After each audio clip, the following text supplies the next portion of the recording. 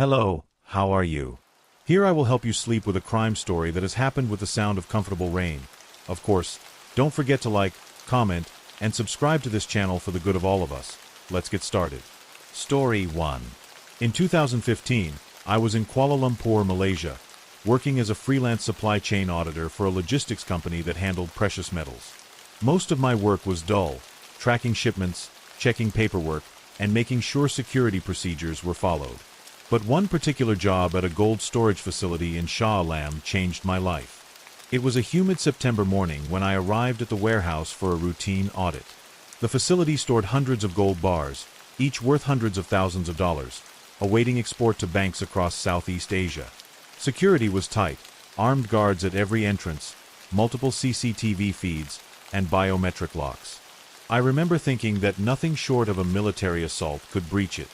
By 11 a.m., I was in the control room checking inventory logs with the supervisor when the power flickered, something I'd never seen there before. Seconds later, the building went completely dark. Backup generators kicked in, but the CCTV feeds were down. That's when we heard the sharp crack of gunfire from the loading dock. Before we could react, 6 masked men in tactical gear stormed in. They moved like professionals. No shouting, no hesitation. They knew exactly where to go. One of them pointed an M4 rifle at us and ordered us to the floor. I kept my face down, heart pounding, but my mind was racing. They headed straight for Vault 3, the one holding the largest shipment scheduled for that week, nearly $15 million in gold bars bound for Singapore. The strange part? That information wasn't public. The only people who knew about the shipment were the company executives, the vault staff, and me. In less than 8 minutes, they loaded the gold into 2 waiting trucks outside. Before leaving, one of them knelt beside me. Through his black mask, I could see his eyes, calm, almost familiar. He whispered in Malay, "Don't be the hero. We know you travel alone." And then they were gone. The police arrived 20 minutes later, but the robbers had vanished. Investigations dragged on for months. Some of the gold was traced to illegal refineries in Indonesia, but the majority disappeared into the black market. I gave my statement but left out the part about the whispered warning. I never told the authorities that I suspected an inside leak, possibly someone high up in the company. If I did, I knew it would put me in their crosshairs. I left Malaysia soon after, turning down future contracts in the region. But every now and then, when I'm in an airport or a crowded market, I feel eyes on me. And I wonder if one of those masked men still remembers the day we shared the same darkened room, and the fact that I saw too much, yet said too little. Next story. A morning in the countryside took a sudden turn when a farmer surveying his land stumbled upon something unusual. In a relatively remote area, overgrown with bushes and uneven terrain, his attention was drawn to suspicious shapes resembling a human skeleton. Police quickly secured the area, ensuring no evidence was disturbed. Forensic specialists, well-versed in the painstaking process of exhumation, arrived to carefully examine the scene, knowing that even the smallest detail could be the key to solving the mystery. When the official announcement confirmed that the remains belonged to Kelly Dwyer, the weight of the revelation hit the local community hard. Dear viewers, please don't forget to like, leave a comment under the video, and subscribe to the channel so as not to miss new videos. This is very important to us. This real documentary will be about Kelly Dwyer was born in 1986 and grew up in a smaller community outside Milwaukee, Wisconsin. From an early age, she showed a friendly, outgoing personality and a genuine curiosity about the world. Her family and close friends recall her as someone who could light up a room with her warm smile and easy laughter. After high school, she briefly considered moving out of state for college, but ultimately decided to stay closer to home, hoping to balance her studies with work. As she entered her 20s, Kelly's natural sociability led her to discover a love of customer-focused jobs, including roles in retail and service industries. She had an eye for style and enjoyed helping people feel confident in their appearance. Her friends often described her as the person who could chat with anyone and make them feel at ease. By the time she turned 27, Kelly had settled into a modest apartment in Milwaukee. Although she continued to hold retail positions, most recently at a boutique that sold contemporary clothing, she still harbored dreams of furthering her education or possibly starting a small business of her own one day. Her co-workers and managers appreciated her reliability and her warm demeanor with customers. In mid-2013, Kelly began dating Chris Sacco, a man who lived in a more upscale section of downtown Milwaukee.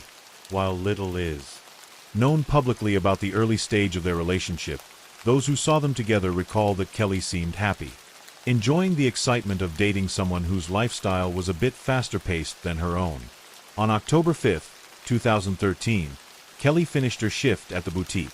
That Friday night, she clocked out shortly after 8, gave a quick wave to the coworker who was locking up behind her, and stepped into the cool autumn air with an offhand text to a friend mentioning would be spending the evening at her boyfriend's place. There was no sign of any apprehension in her last messages. Over the next few days, though, Kelly's normally responsive phone went silent, and that in itself sparked the first stirrings of concern among her friends. Initially, they tried to quell their worries by reminding each other how spontaneous Kelly could be. She had, after all, driven off on short hiking trips before with minimal notice. Yet as one day of silence stretched into two, and she missed a scheduled weekend shift that she was never known to skip, alarm bells started ringing. Her mother, who lived in another part of Wisconsin, felt an indescribable maternal dread when repeated calls and texts to Kelly's phone went unanswered. By Monday, Kelly's manager at the boutique pointed out that she had failed to appear at work for 2 consecutive days, utterly unlike the usually punctual and committed employee. With growing urgency, Kelly's mother and a close friend arrived at the local police station to file a missing person report. The officers took their information, but with the typical cautious protocol surrounding adults who vanish, they reminded everyone that Kelly might have left voluntarily, urging a bit more time. Despite that standard approach, those who knew Kelly best were adamant that something was off. She was socially active, yes, and open to adventure, but she was also devoted to her friends and job. Within days, the conversation around Kelly's disappearance had expanded beyond her immediate circle to coworkers, casual acquaintances, and even local businesses. The boutique where she worked helped print missing person flyers featuring a clear headshot of her, beaming in a floral sundress. Soon, these posters were taped to telephone poles, pinned on community boards at coffee shops, and affixed to the windows of local diners, each urging anyone with information to come forward. People scanning the flyer learned that Kelly had last been seen in the early hours of October 5, entering a downtown apartment building via its lobby door, captured by a security camera that never recorded her leaving. That fact alone, the absence of any footage documenting her departure, stoked immediate speculation. Did she slip out another exit, or did something sinister happen behind those closed doors? Meanwhile, local news stations began covering the story more prominently, sending reporters to stand outside the apartment building with a microphone in hand, delivering somber updates on the evening news. They played grainy clips from the security footage that showed Kelly stepping inside, wearing jeans, a light jacket, and carrying a small purse, looking entirely normal for a Friday night. The question no one could answer was what became of her once she crossed that threshold. Days turned into weeks, and the tension ratcheted higher with every fruitless lead. Kelly's friends formed small search parties, canvassing local bars, parks, and overlooked corners of Milwaukee in hopes of spotting anything that could hint at her whereabouts. The police, by that point, had stepped up their efforts as well. They began interviewing her boyfriend, Chris Sacco, more thoroughly, noting that he was the last known person to see Kelly alive. His story, repeated to friends and investigators, was that she left his apartment at some point early that morning, and that he had no idea where she went afterwards. But without camera footage of her departure or a clear timeline of text messages from her phone, it was difficult to confirm or deny his account. Investigators also pulled phone records, bank statements, and social media activity, scouring for any sign of digital footprints. Yet none of it offered a conclusive clue. Kelly's account showed no suspicious transactions, and her phone pinged its last known location near that downtown area, a detail that fit with what little they already knew. Unfortunately, the passing hours only compounded the sense of dread that hung over her family. As the second week ended, local newspapers began featuring the story on their front pages, some giving it a headline that read, "Missing in Milwaukee, where is Kelly Dwyer?" As the search continued, unverified rumors multiplied. Someone claimed to have seen Kelly at a gas station late, one night, 2 counties away. Another insisted she had traveled out of state with an unknown companion, but each new lead failed to produce results. The police publicly stressed that their investigation remained active, urging anyone who might have been in the downtown neighborhood near the time of her disappearance to come forward if they'd seen or heard anything unusual.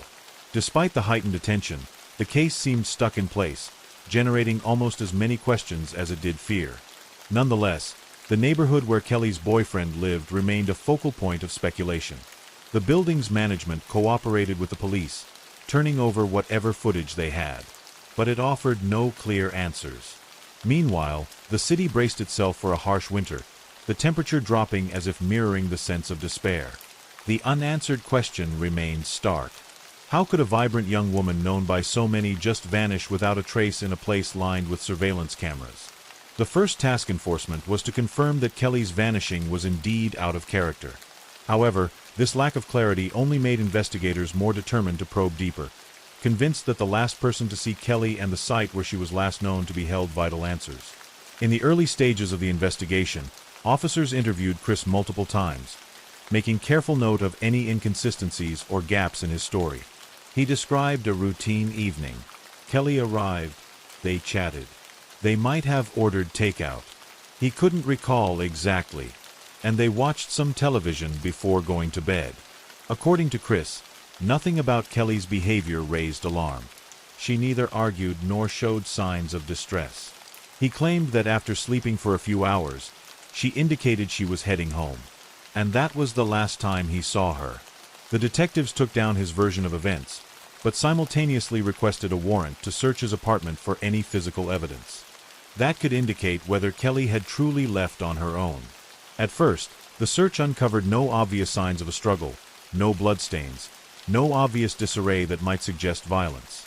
Yet the police removed certain items for further testing, including bedding and electronics, hoping that forensic analysis would turn up a trace of Kelly or at least confirm or contradict Chris's timeline.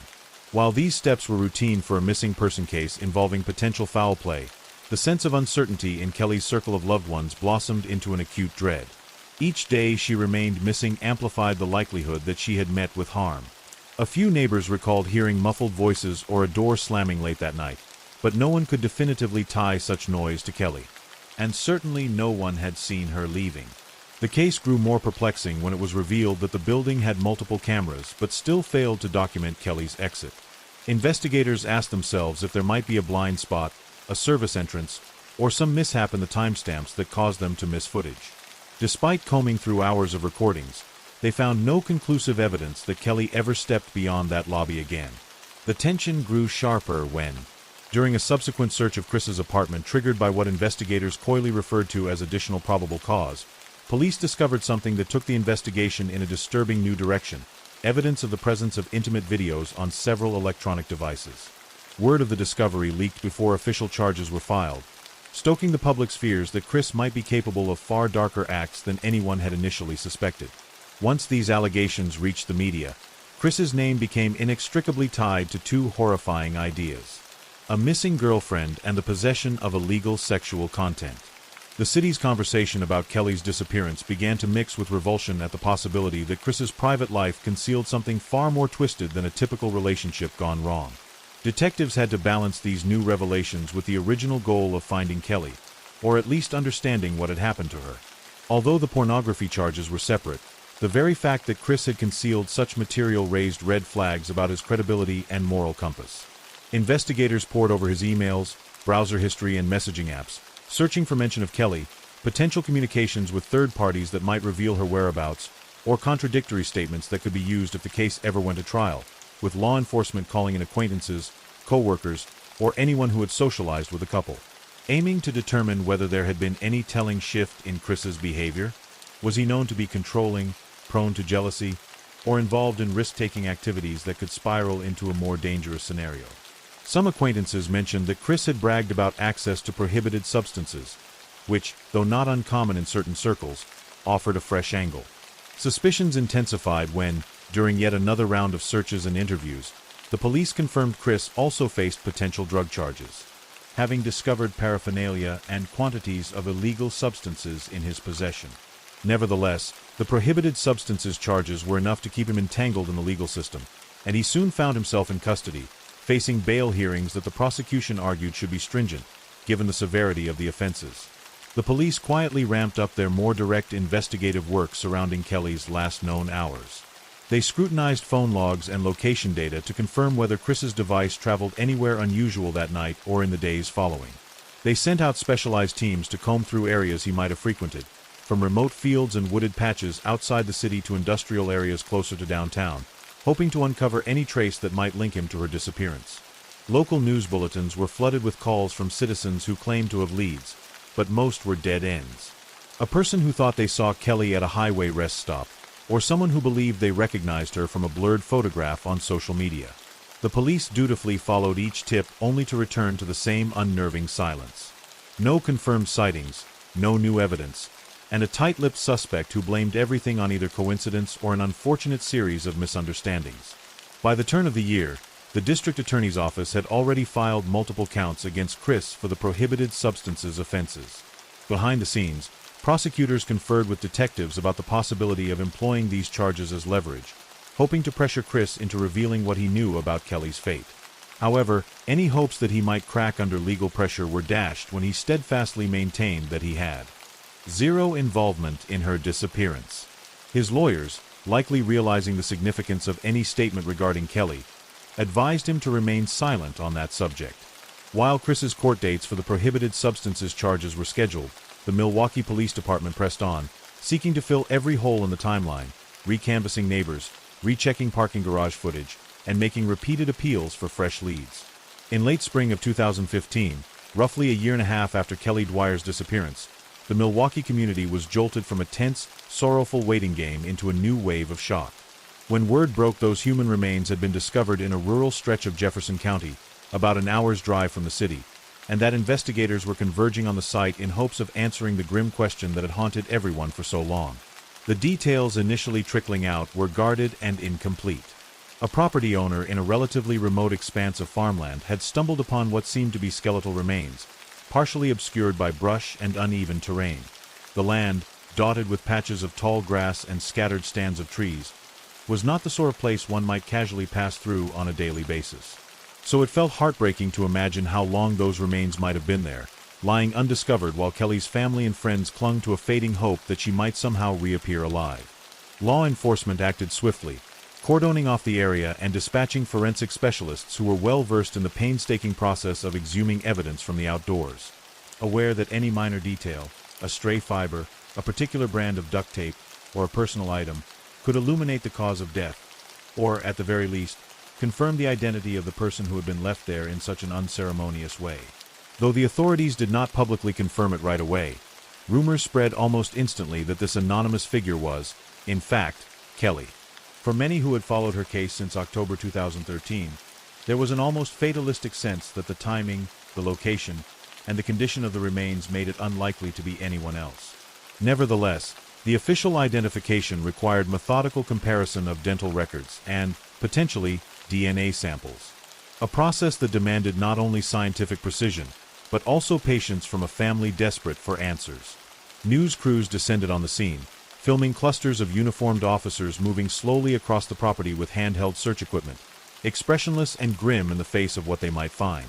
When the final word came that the remains did indeed belong to Kelly Dwyer, it landed like a sledgehammer on a community that had, in many ways, grown emotionally invested in her plight. On the one hand, the discovery brought a sliver of relief to those who had feared she would remain missing forever, her loved ones deprived of the closure that can come only when a body is found and laid to rest. On the other hand, this moment carried the crushing heartbreak of confirmation. There would be no miraculous reappearance, no joyous reunion, just the stark truth that Kelly had died violently or unexpectedly and that someone, presumably, had gone to great lengths to hide her body. Official statements from the Milwaukee Police Department were terse but resolute. They were treating the discovery as a crucial turning point, certain that forensic evidence would provide vital clues about the manner and time of Kelly's death. Almost immediately, attention swung back to the man who had long been the central figure of suspicion. Chris, her boyfriend at the time of her disappearance. Yet the question now became whether the physical evidence recovered in Jefferson County might finally tie him to her death beyond circumstantial inferences. Although the police remained tight-lipped about any specifics, local journalists reported that certain personal effects found near or with Kelly's remains had been bagged and sent off to the state crime lab for DNA testing. a step that investigators hoped could link Chris to the disposal site or, conversely, open up the possibility that someone else might have been involved. Complicating matters was the advanced state of decomposition.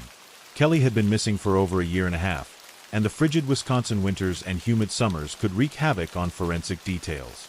Identifying a cause of death, strangulation, blunt force trauma, or an overdose would be far trickier now than it might have been had her remains been discovered earlier.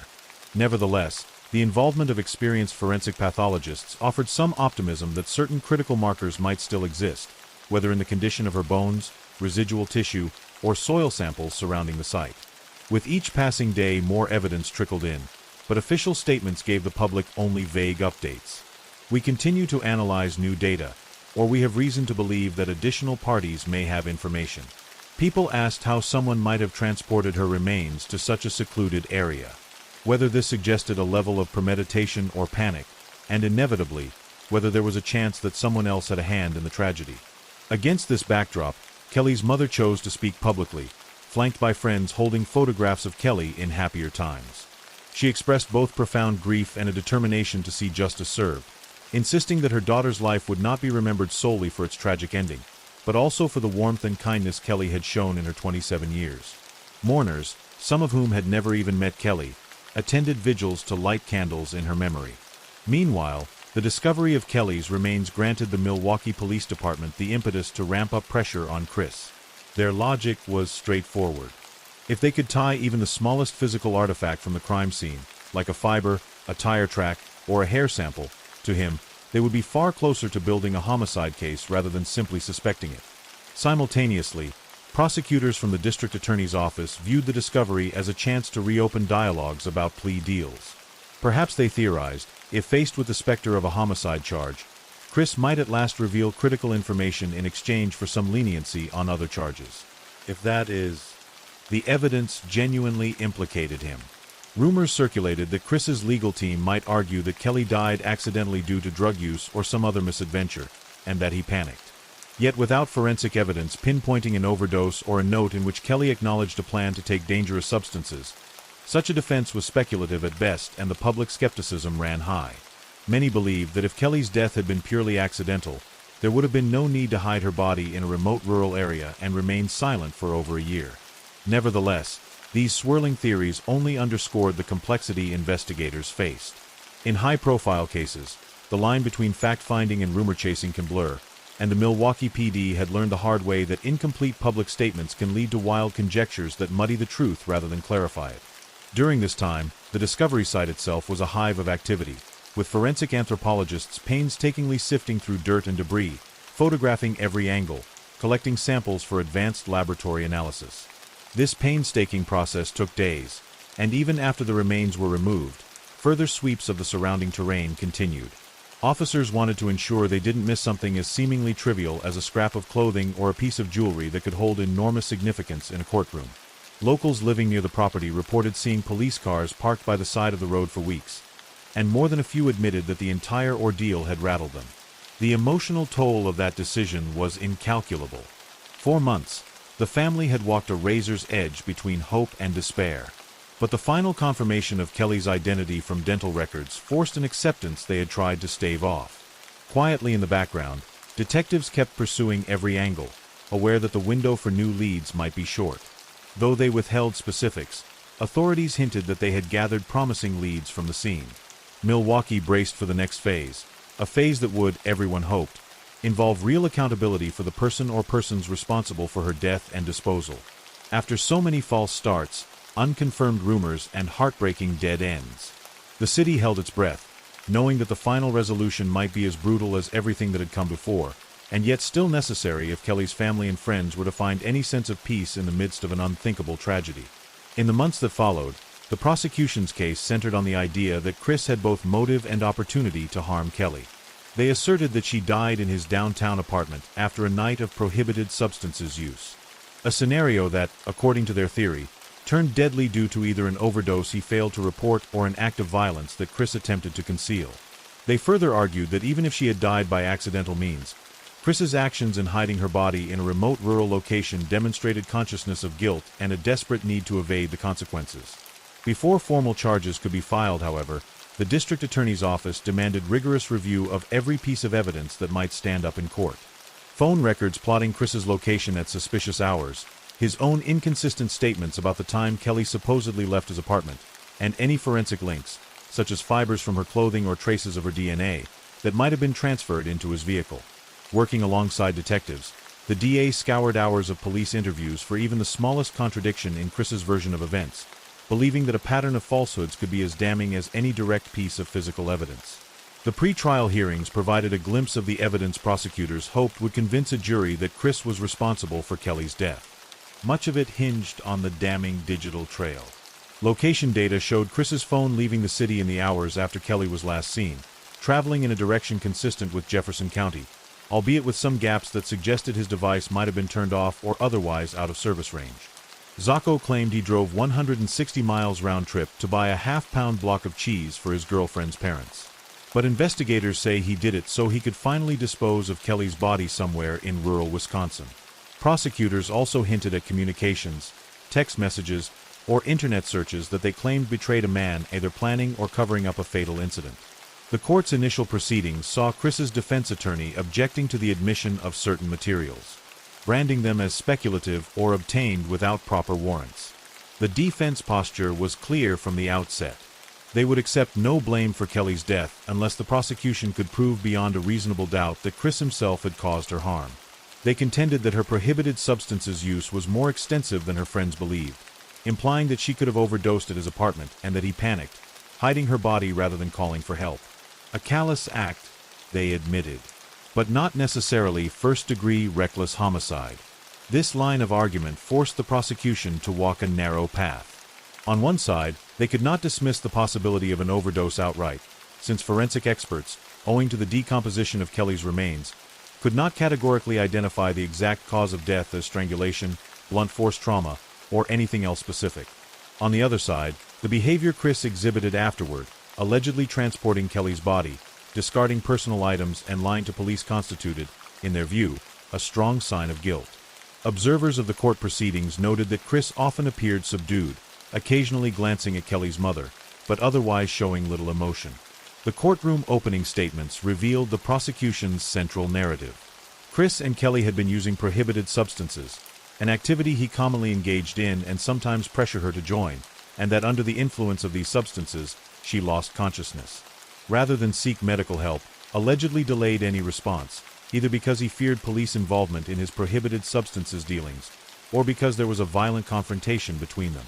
Prosecutors argued that by neglecting to call for assistance and then deliberately hiding Kelly's body, Chris demonstrated that he knew he had caused or contributed to her death in some reckless capacity. They also alluded to phone logs that placed him in the Jefferson County vicinity around the time Kelly's phone ceased transmissions entirely. Woven into this framework was the testimony of forensic pathologists who admitted that while they could not pinpoint a single lethal injury, the condition of Kelly's remains was suggestive of a hasty clandestine burial that no innocent bystander would orchestrate. Chris's defense, for its part, stuck firmly to the overdose scenario. They leaned on the uncertainty in the autopsy findings, arguing that not being able to prove cause of death equated to not being able to prove homicide. They depicted Chris as someone overwhelmed by panic and moral cowardice, but not a cold-blooded killer. In cross-examinations, they pressed forensic experts to acknowledge the limitations of their findings, pointing out that without definitive signs of strangulation or physical assault, the claim that Chris had intentionally harmed Kelly was purely speculative. Their cross-examinations of police investigators were likewise pointed, zeroing in on the possibility that the department had made up its mind early in the missing person investigation and pursued Chris to the exclusion of other leads. They asked, for instance, whether authorities had fully examined the possibility that Kelly left the apartment on her own and came to harm later, or that someone else entirely might have discovered her in a vulnerable state. These arguments often felt stretched to outside observers, but in a criminal trial where the state must prove guilt beyond a reasonable doubt, even thin narratives can sow uncertainty in jurors' minds. Yet as the trial progressed, the prosecution rolled out what they considered their crown jewel of evidence. A series of text messages, partially recovered by digital forensic specialists, in which Chris hinted at frustrations with Kelly, referencing her alleged reluctance to keep pace with his lifestyle and prohibited substances use. One ominous text was read aloud, in which Chris told a friend that Kelly can't handle what I do, and I'll have to deal with that later, though the defense argued that the statement merely referred to typical relationship bickering. More potentially incriminating were the location pings gleaned from Chris's cell phone, showing his device traveling an unusual route that prosecutors mapped in detail, itemizing approximate times that aligned with the hours after Kelly was last seen alive. They insisted that even if the exact manner of death remained uncertain, Chris's subsequent actions, carefully disposing of her body, offering shifting explanations to friends and investigators, and continuing his life without alerting anyone, constituted the essence of reckless homicide. The defense retorted that moral repugnance did not necessarily equate to legal guilt of homicide. If Kelly overdosed, disposing of her body was indeed an abhorrent act, but not synonymous with murder. Each side pleaded with the jury to see through the other's alleged misdirections, culminating in a tense wait for the final verdict. When the jury returned, the room was charged with an almost tangible gravity news camera as lingered outside the courthouse, capturing every shift in expression on the faces of spectators. Ultimately, the jury found Chris guilty of first-degree manslaughter and concealing a corpse, a verdict that sent a wave of emotion, both relief and sadness, through the assembled spectators.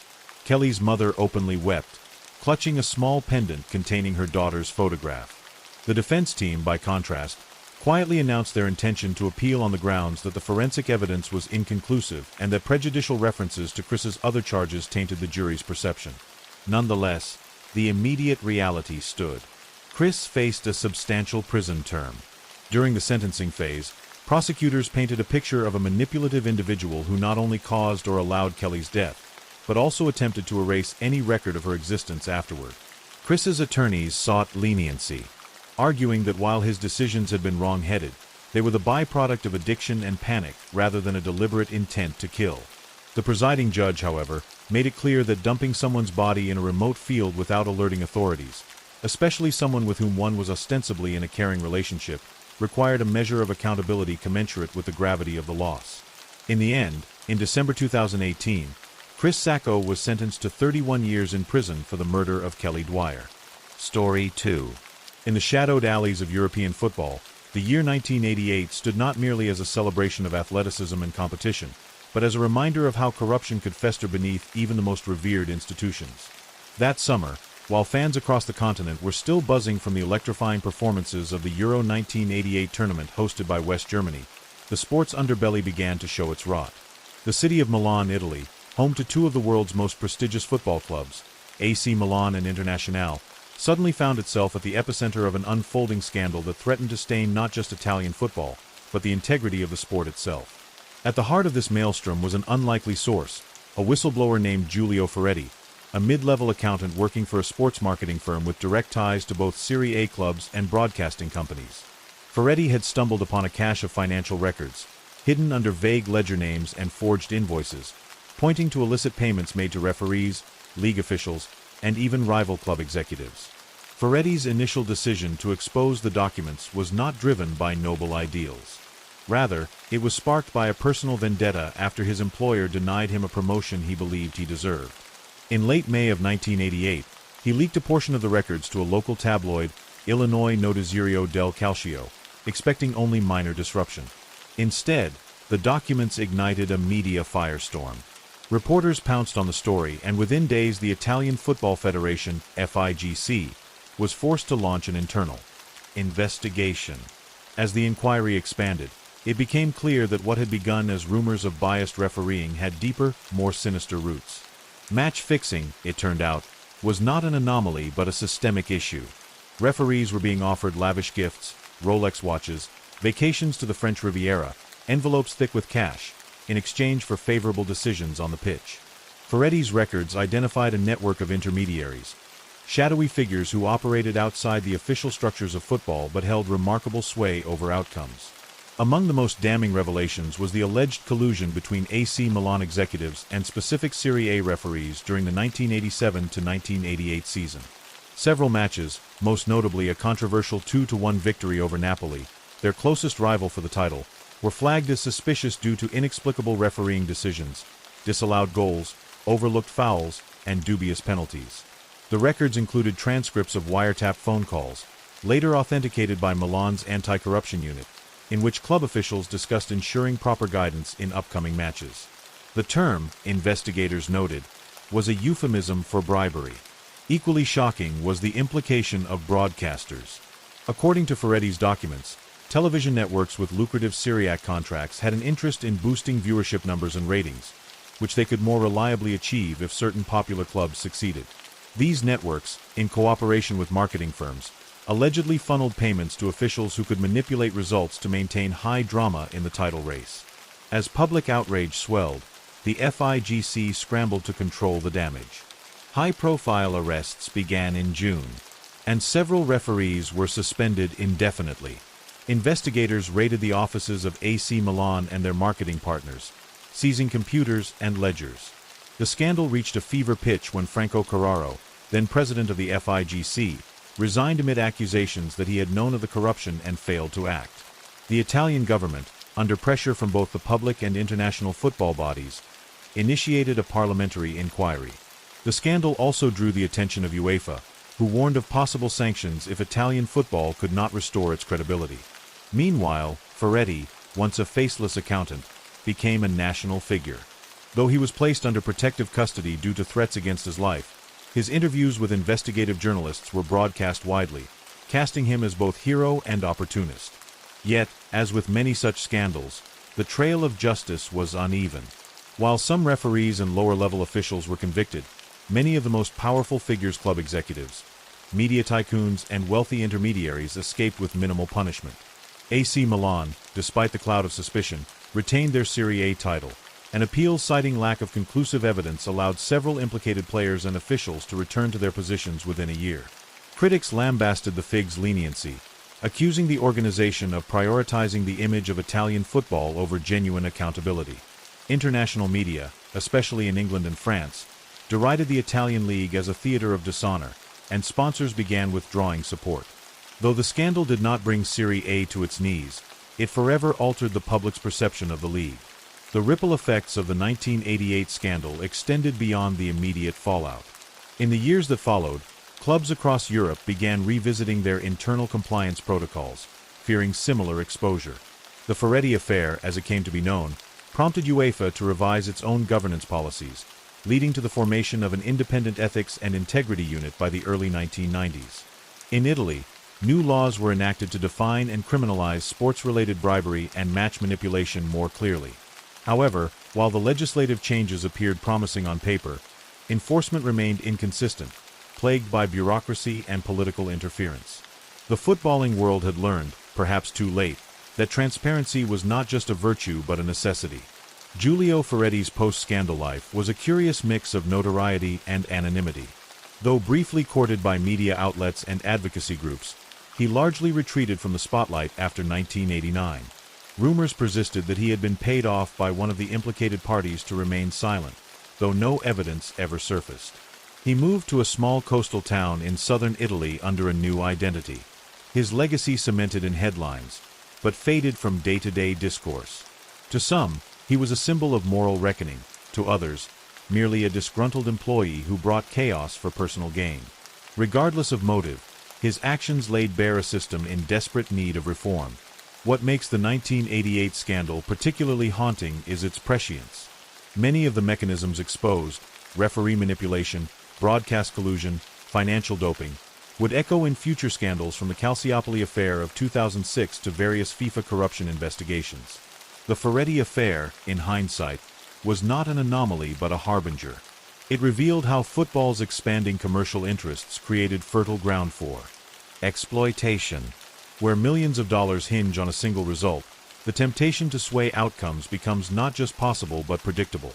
While the sport has since taken strides toward reform, the specter of 1988 lingers as a cautionary tale. That behind the glamour of the game lies a terrain where integrity must be vigilantly defended.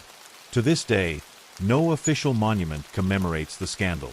Clubs have largely omitted it from their official histories.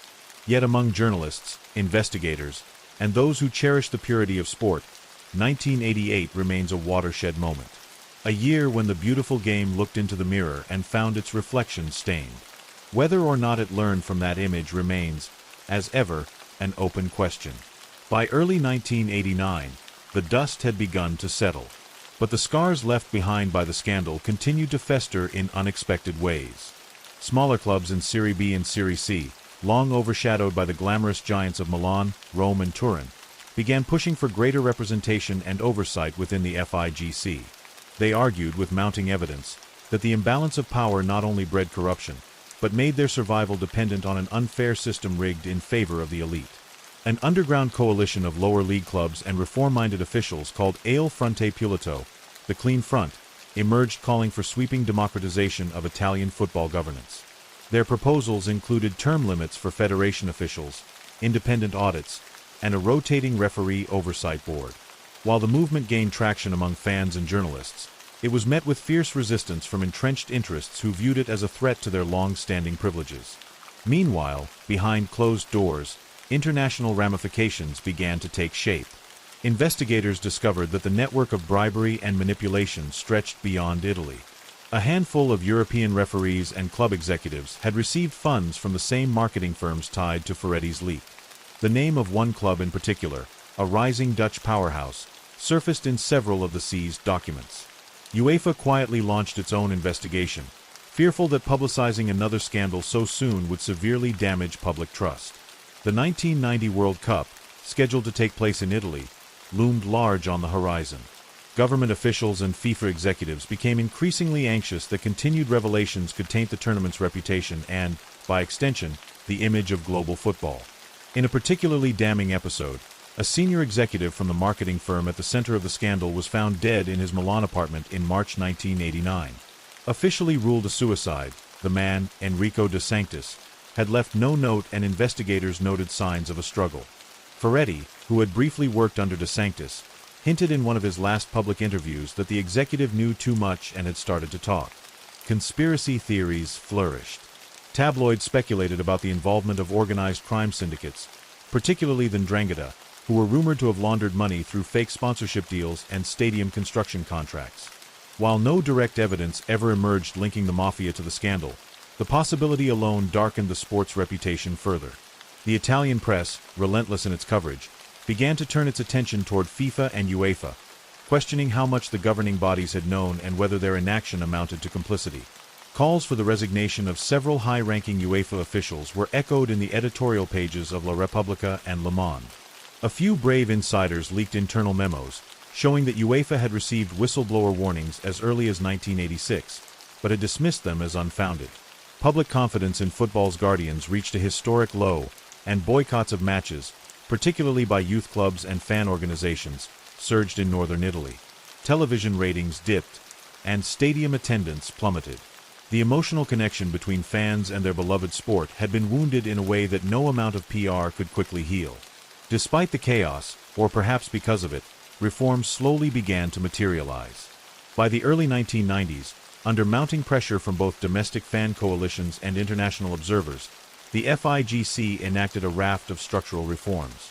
These included the creation of an independent referee oversight commission, increased transparency in financial disclosures by clubs, and strict new penalties for any official caught accepting gifts or payments.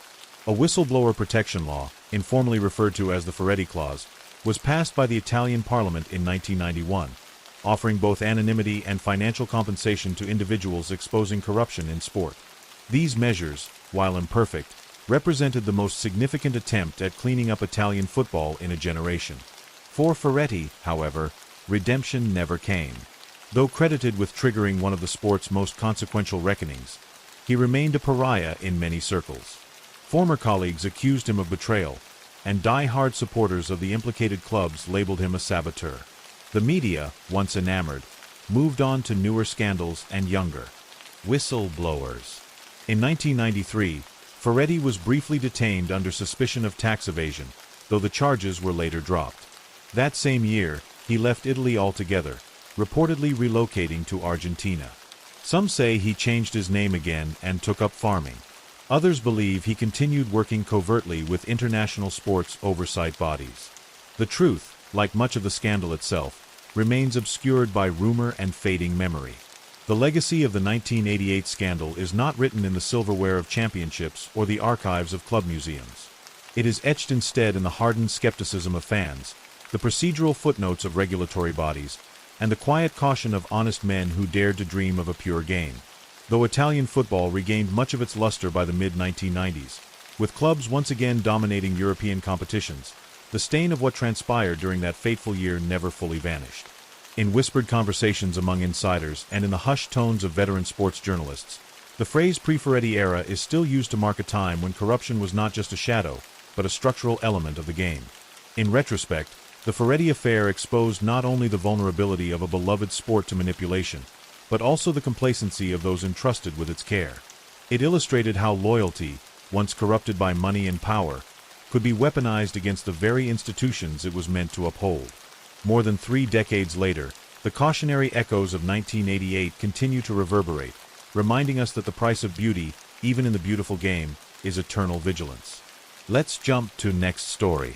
Story 3. As the world of football struggled to recover from the tremors of the Ferretti affair, 1989 dawned with a deceptive calm. But beneath that fragile veneer, another storm was brewing, this time not in Italy, but in Spain. The Spanish La Liga, long regarded as less commercially saturated than its Italian counterpart, found itself dragged into a criminal scandal of its own, one that would shake the nation's confidence in both its domestic league and its justice system.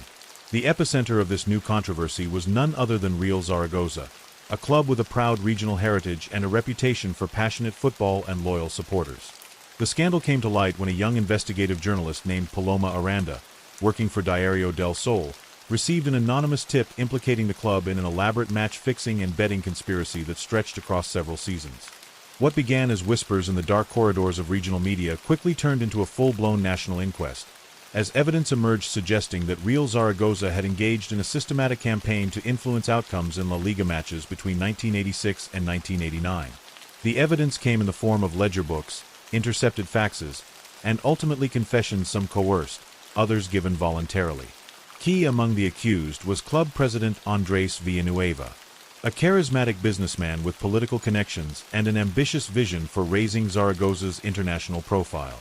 Under his leadership, the club had seen a sudden spike in performance, including improbable wins against powerhouses like Barcelona and Atletico Madrid. While fans celebrated the triumphs, a handful of rival coaches and analysts had privately expressed skepticism over questionable refereeing decisions and bizarre late-match turnarounds. Aranda's exposé confirmed their suspicions. It detailed how Villanueva, alongside a group of shadowy intermediaries operating through offshore accounts in Gibraltar and the Canary Islands, had orchestrated payments to referees, opposition players, and even assistant coaches to throw games or sway results in Zaragoza's favor. In one particularly egregious case, it was revealed that a match official had received a brand new apartment in exchange for ensuring Zaragoza avoided relegation. What made the 1989 scandal even more disturbing was the degree of institutional complicity. Unlike the Italian scandal, which largely targeted clubs and commercial partners, the Spanish debacle implicated members of the Royal Spanish Football Federation, RFEF, and even municipal officials in Zaragoza's city council. A special committee formed by the Ministry of Sport soon discovered a trail of public funding being siphoned through fake sponsorships and ghost infrastructure projects. These projects, supposedly intended to improve training facilities and youth academies, were in fact used to launder money for illicit betting operations. The Spanish National Police, after months of surveillance and wiretapping, conducted simultaneous raids in Zaragoza, Madrid, and Barcelona in April 1989, resulting in the arrest of over 30 individuals, including club executives, referees, and gambling ring operatives. Villanueva, attempting to flee to Andorra, was apprehended at the border. His arrest sent shockwaves through the country, not only because of his stature, but because of the list of names found in his personal agenda, several of whom were prominent figures in both Spanish football and politics. As public outrage mounted, the Spanish parliament called for emergency hearings. Testimonies were broadcast live, and the trial that followed was among the most watched legal proceedings in Spanish history.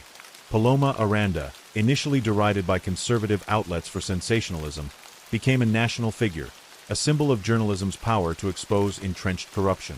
She later published a book titled La Cara Oculta del Gol, The Hidden Face of the Goal, which became a bestseller and was credited with initiating broader reforms in Spanish sports governance. The backlash against the RFEF was swift. Several senior officials were forced to resign, and a complete audit of federation finances was ordered by the Spanish government. New laws were proposed to criminalize sports bribery explicitly, and for the first time, betting regulation was treated as a matter of national integrity rather than mere economic oversight. However, as with many cases where politics and football intertwine, proved uneven. While Villanueva and a handful of collaborators received lengthy prison sentences, many others managed to escape indictment. Some benefited from lack of direct evidence, while others leveraged their connections to quietly settle out of court. The RFEF underwent restructuring, but cynics noted that several familiar names returned to different posts within a few years. Zaragoza was stripped of its lead position for the 1989-1990 season and relegated to the Segunda División, a decision that sparked both cheers and protests. The club's supporters, while disappointed, became deeply polarized. Some refusing to believe the allegations, others demanding total transparency and renewal. For La Liga, the scandal served as a brutal wake-up call. The league's increasing entanglement with private money and political interests had created a vulnerable system, one where the thrill of victory could be bought like any commodity. As Spain braced itself for the 1990s, the scars of 1989 remained a sobering reminder that in football, integrity was not a given, but a fragile ideal constantly under siege. The reverberations of the 1989 Zaragoza scandal continued well into the following year, altering the trajectory of Spanish football and casting a long shadow over La Liga's international reputation. For months, football coverage on television and in newspapers was dominated not by match results or player transfers, but by court testimonies, legal analysis, and forensic accounting. The romanticism of the game, its unpredictability, its artistry, had been replaced by a bitter realism. Football could be engineered, like any other commodity, by those with enough power and access. This realization struck at the soul of the sport. Even neutral fans found themselves questioning the legitimacy of past victories. Supporters of clubs once defeated by Zaragoza pored over old match footage, wondering if that missed penalty or that inexplicable red card had been part of something far darker than bad luck. Meanwhile, the government's commitment to clean up the sport was met with uneven resistance. While some regional politicians, particularly those hoping to distance themselves from the scandal, supported anti-corruption measures, others were more hesitant. Football remained an invaluable cultural and economic force in Spain, and powerful stakeholders were wary of reforms that could expose their own dealings. This led to a series of half-measures. While the Anti-Fraud Sports Commission was formally established in December 1989, its budget was limited and its powers curtailed by legal ambiguity. Still, the Commission managed to push for greater transparency in club ownership and financial disclosures. These regulations required clubs to publish audited financial statements and mandated that all club-related sponsorships be registered and verified by an independent body, one of the most contentious points of reform centered on betting. At the time, Spain's sports betting market was largely unregulated, operating through a patchwork of private bookmakers and underground channels. The Zaragoza case revealed how easily these platforms could be exploited. In response, the Ministry of Finance collaborated with the Ministry of Sport to introduce a national betting registry and licensing system. The aim was not only to track suspicious betting activity, but also to reduce the influence of criminal organizations who had used the opaque system to launder money. However, bookmakers pushed back, citing fears of overregulation and lost revenue. A series of lawsuits delayed the implementation of the registry until 1991. Amid this climate of reform and resistance, the personal stories of those entangled in the scandal continued to unfold. Andrés Villanueva remained in prison, but rumors circulated that he was cooperating with authorities in exchange for leniency. Some speculated that he had provided names and details related to match fixing outside Spain, implicating clubs in Portugal, France, and even South America. If true, his cooperation could unravel a far larger network of corruption, but officials remained tight-lipped. Paloma Aranda, now a well-known name in investigative journalism, received death threats and was placed under police protection. She continued reporting on organized crime in sports, eventually becoming a contributing editor to El País. Her work sparked a new generation of investigative journalists in Spain, who began applying similar scrutiny to basketball, cycling, and tennis. For Real Zaragoza, the path to redemption was arduous. The club's finances were devastated by fines and legal costs, and many of their top players were transferred out during the chaos. The 1989-90 season in the Segunda División was marked by protests and empty stands, as a disillusioned fan base grappled with their club's fall from grace. In a move that surprised many, the club hired a former player known for his integrity, Santiago Abarca, as interim president. Under his leadership, Zaragoza adopted a new charter focused on ethical management, transparency, and community engagement.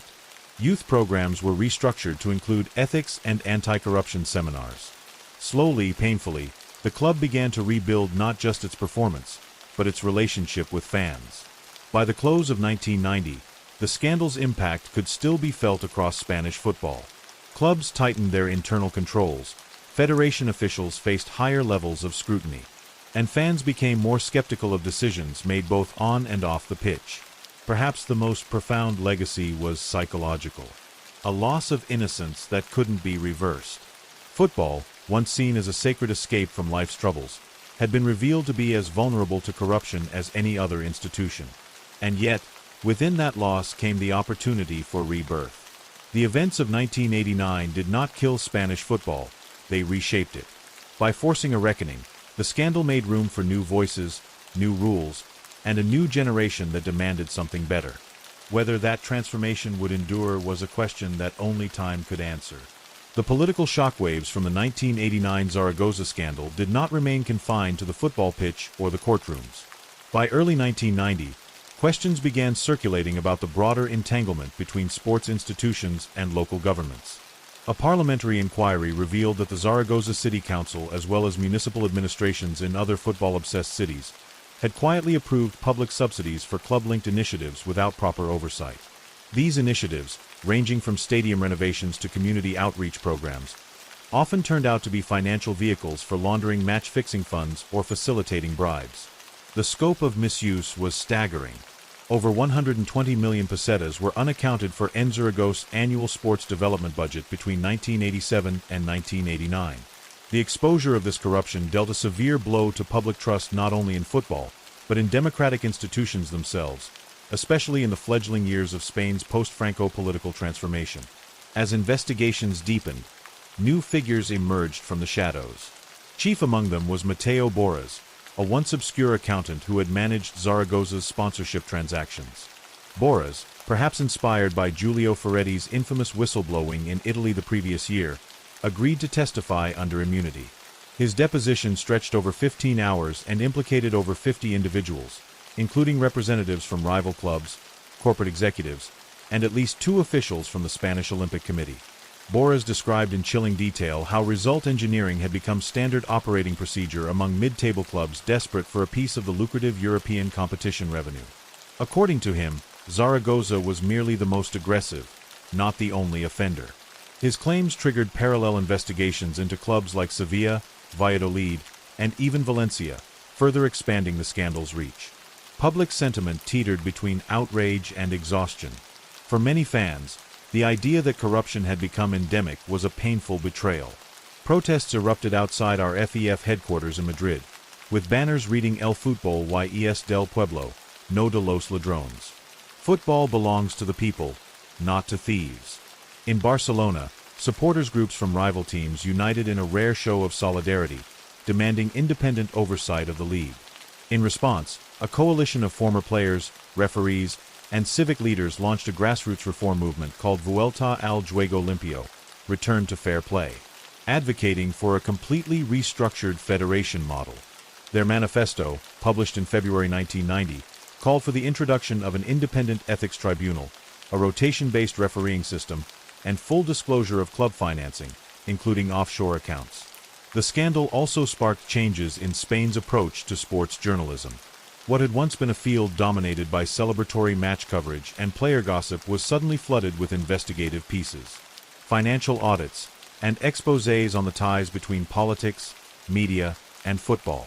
Young journalists, emboldened by Aranda's fearless work, took aim at sacred institutions, challenging the notion that football was above scrutiny. This journalistic awakening led to greater collaboration between media houses and international watchdogs. For the first time, Spain saw the emergence of sports-specialized legal analysts who became fixtures on primetime television, breaking down court proceedings and analyzing the legal implications of contracts and club decisions. Internationally, UEFA and FIFA found themselves under immense pressure. With back-to-back scandals in Italy and Spain, questions mounted about the governing body's ability or willingness to safeguard football's integrity. In a rare admission, Then UEFA President Jacques Georges acknowledged during a press briefing that the organization had been overly reliant on national federations to self-regulate. This statement, though diplomatically phrased, signaled a shift. In March 1990, UEFA announced the formation of a Continental Integrity Task Force, CITF, comprised of independent auditors, investigators, and legal advisors. Its primary mandate was to audit the top 10 European leagues for signs of systemic corruption. Spain, still grappling with the Zaragoza aftermath, was placed at the top of the list. Meanwhile, FIFA's silence was noted and criticized, with critics pointing out that its inaction would only embolden corruption in regions with weaker regulatory frameworks. By mid-1990, the Zaragoza scandal was no longer seen as a Spanish anomaly, but as a symptom of a deeper crisis within global football.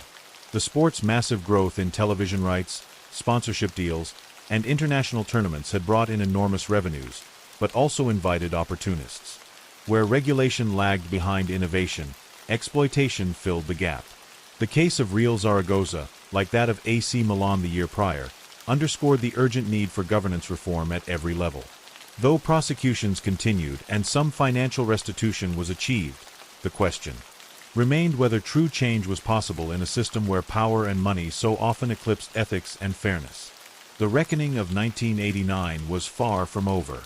Let's jump to next story. Story 4. The year 1990 should have been a triumph for global football. With the FIFA World Cup returning to Italy, the birthplace of tactical mastery and passionate fandom, there was a sense of anticipation and hope. Stadiums were renovated, cities buzzed with international visitors, and Italy's hosting of the tournament was lauded as a symbolic renewal after the Ferretti scandal of 1988. Yet, even as the world turned its gaze toward Rome, Naples, and Milan, another criminal undercurrent was coalescing beneath the festive surface. This time in Eastern Europe, where the collapse of the Iron Curtain had ushered in a volatile mix of opportunity and lawlessness. In Czechoslovakia, a nation newly reborn in the wake of the Velvet Revolution, football became a vessel for both civic pride and clandestine criminal enterprise. As the old socialist structures crumbled and capitalist ambitions surged, clubs found themselves suddenly untethered from state control and vulnerable to predation by emerging private interests. It was in this transition that the 1990 Czechoslovak football scandal was born. A labyrinthine conspiracy involving club officials, black market financiers, and ex-intelligence agents who turned their talents from surveillance to sports manipulation. At the heart of the scandal was Slavia Prague, one of the nation's most storied clubs, which had struggled in recent years to compete with its crosstown rival, Sparta.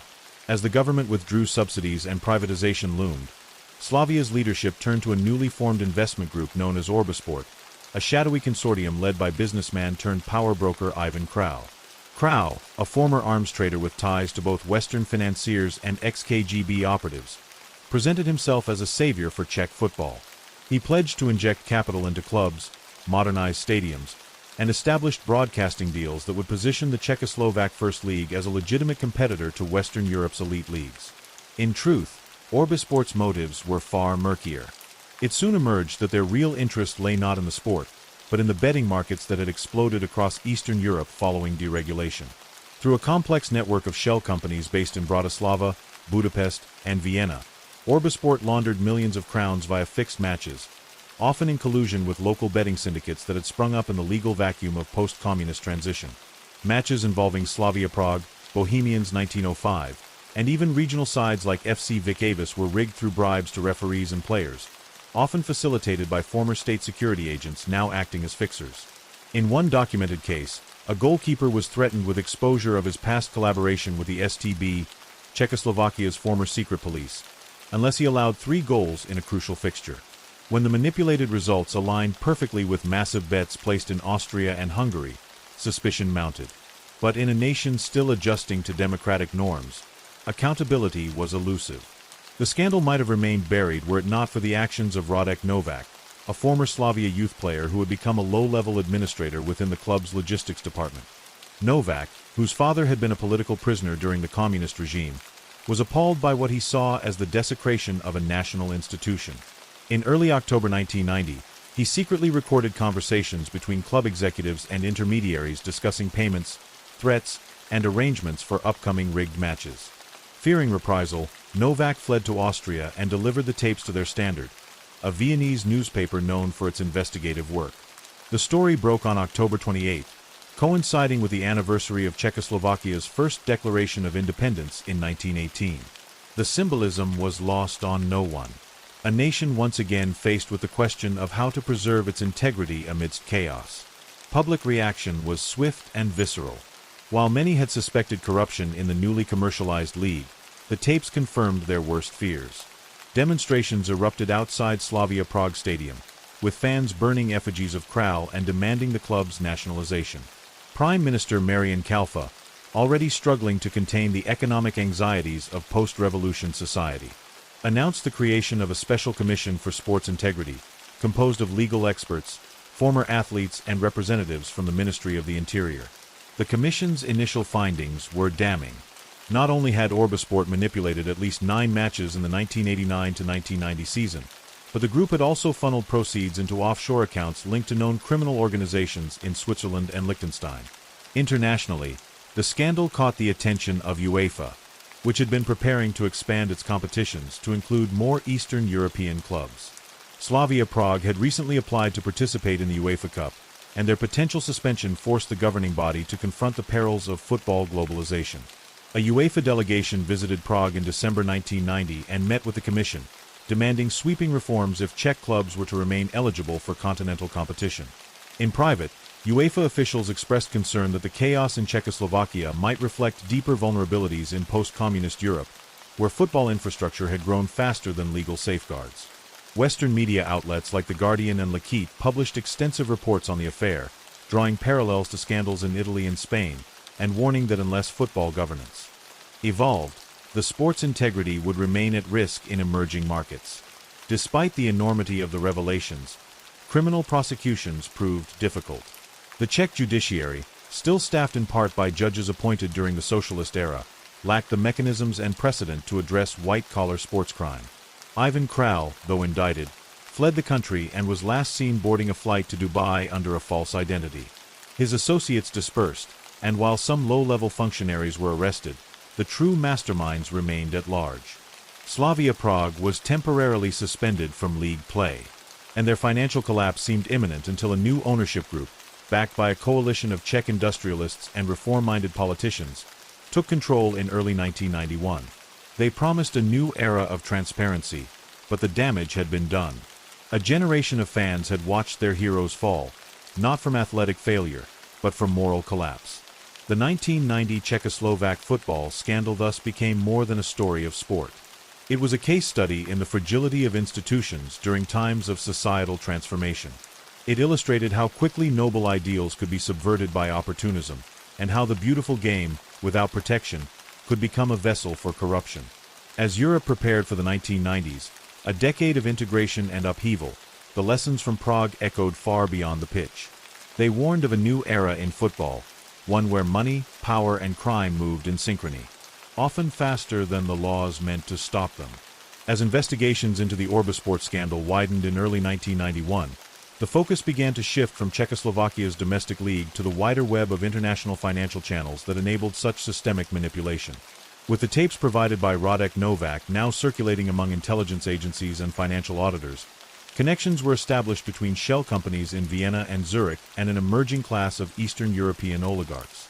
These men, former operatrix, state factory owners, and well-connected black market dealers, had seized upon the privatization frenzy to carve out empires, and football clubs became both symbols of prestige and instruments of influence.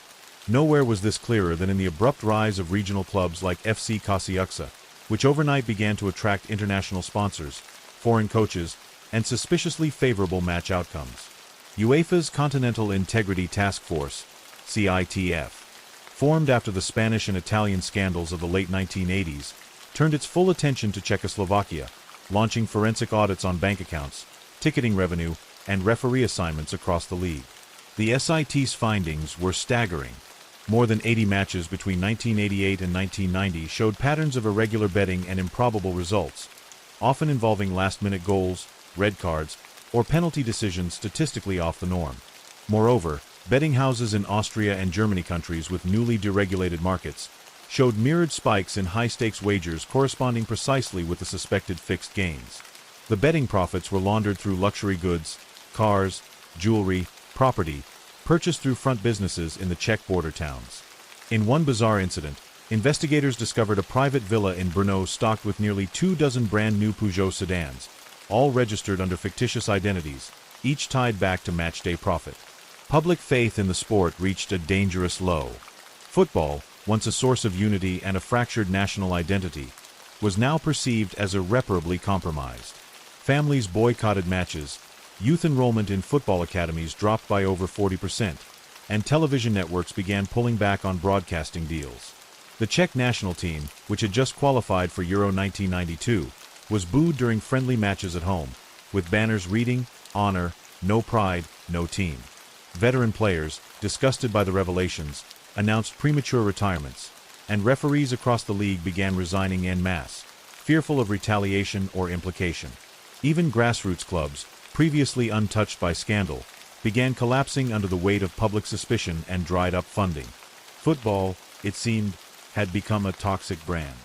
Yet amidst the fallout, a powerful counter-movement began to emerge. Civic organizations, student unions and former athletes united under the banner of Čistý zápas, literally clean match, calling for a total reset of the Football Federation. They demanded the immediate disbandment of the Czechoslovak Football Association, SFZ, the appointment of international overseers for the next league season, and permanent bans for any officials or clubs found complicit in match fixing. In February 1991, the movement staged one of the largest demonstrations in Prague since the Velvet Revolution, drawing over 20,000 people to Letná Park. They carried portraits of Novak, now seen as a reluctant hero, and chanted for the return of football for the people. The protest gained traction in international media and embarrassed national leaders, who were desperately trying to project an image of post-communist reform and transparency. In response, the SFC leadership tendered their resignations en masse, and the Ministry of Sport proposed a temporary federal oversight committee to manage all league operations through the 1991-92 season. A remarkable decision followed. For the first time in European history, the domestic football calendar was suspended for 3 months to allow a full audit of all league operations. Clubs were instructed to reapply for licenses under strict new financial and ethical criteria. Those unable to provide transparent accounting were banned from the league and demoted to amateur status. Out of the 18 clubs in the top flight, 6 failed to meet the requirements and were disbanded or absorbed into municipal athletic programs. The rebuilding process, though painful, marked a turning point. With assistance from UEFA, FIFA, and several Scandinavian federations, the Czechoslovak football structure was slowly reimagined. Referees were now assigned through an independent lottery overseen by international observers, and every match was accompanied by an ethics inspector trained in both sports law and criminal auditing. Media coverage, once the handmaiden of club PR departments, turned fiercely independent. New publications like Zápas Pravdy, Match of Truth, and Fatball bez Masek, Football Unmasked, emerged, dedicated solely to uncovering corruption and promoting transparency. Youth academies instituted curriculum focused not only on athletic training, but on civic responsibility and ethics, an unprecedented move in Eastern Europe at the time. Despite these reforms, scars remained. Ivan Kral remained at large, and many believed he was orchestrating similar schemes elsewhere in Eastern Europe or the Middle East. Radek Novak, after a brief public tour, withdrew entirely from public life and relocated to Sweden under a new identity provided by a European witness protection program. While his tapes had lit the match that set corruption ablaze, he paid dearly for his bravery, alienated from family, friends, and the club he once loved. His story became the subject of a documentary aired in Germany and a dramatized Czech miniseries that aired to critical acclaim in 1994. By the end of 1991, it was clear that while the crisis had hollowed out a generation's belief in the sanctity of sport, it had also planted the seeds of reform. Young players who rose through the new academies brought with them a fire for integrity, and coaches who had once turned a blind eye began enforcing internal codes of conduct. The public, ever wary, returned slowly to stadiums, not in celebration but in cautious hope. What happened in 1990 could never be forgotten, but it had forced an entire nation to reimagine what football could be, not just for profit or glory, but for collective identity and justice. The road ahead was long, but for the first time in years, it felt like a match worth watching. By early 1992, the transformation set in motion by the scandal of 1990 had rippled far beyond the football pitches of Prague and Bratislava. The crisis had exposed not only deep-seated criminal networks, but also the vulnerability of institutions struggling to adjust to post-communist realities. With the European football community watching closely, Czechoslovakia's football reforms began to influence neighboring countries. Hungary, Poland, and even parts of the former Yugoslavia quietly dispatched delegations to observe the Sisters protocols. What began as a national disgrace evolved into an international blueprint. A painful but necessary awakening that football could no longer operate as a closed system of power, bribery, and unchecked influence. Still, the shadow of Ivan Krau loomed over every victory. His whereabouts remained a mystery. Interpol issued notices, Europol conducted raids, and rumors surfaced of him operating from exile in Dubai or Baku, orchestrating match-fixing syndicates that now extended into emerging leagues in Asia and Africa. Whispers of similar schemes in Romanian, Bulgarian, and Turkish clubs pointed toward a broader pan-Eurasian operation, with Krau at its center, a ghost in the system. While UEFA and FIFA both acknowledged his role in undermining football's credibility, there was an unspoken acknowledgement that he had not acted alone. The infrastructure that enabled him was vast, and its tentacles still ran through club ownership, media licensing, and agent networks across Europe. As 1992 drew to a close, one final act of reckoning occurred. At the UEFA Congress in Geneva, a motion was passed to permanently ban any individual found guilty of match manipulation from participating in any football-related activity under UEFA jurisdiction. The Novak provision, as it came to be known, included protections for whistleblowers and an independent ethics body empowered to act autonomously for member federations. It was an unprecedented step, and its passage was met with applause and silent resistance from certain quarters. Even within UEFA, there were officials who had benefited from the shadows. Back in Czechoslovakia, the emotional residue of the scandal lingered. The national team's participation in Euro 1992 was bittersweet. Though they played with a new, youthful squad shaped by the reformed academies, the team was knocked out in the group stage. Yet their effort was celebrated not for trophies, but for symbolism. Each clean tackle, each unbought goal, represented a moral stand. The team returned home to a hero's welcome, a stark contrast to the jeers and protests of 2 years prior. Paloma Aranda, now an international correspondent following transnational sports crime, compared the Czechoslovak transformation to a footballing Prague Spring, a moment of light, accountability, and people-led change that could be easily snuffed out if vigilance faded. Her words were echoed in editorials across Europe. Meanwhile, former Fixerotic Novak, living anonymously in Sweden, received an unexpected letter from a youth club in Brno. Inside were drawings from children who had watched his dramatized story. One said simply, "Thank you for showing us the truth so we could play fair again." The final chapter of the 1990 football scandal wasn't about arrests or court verdicts. It was about culture. The quiet decision by fans to return to the stadium.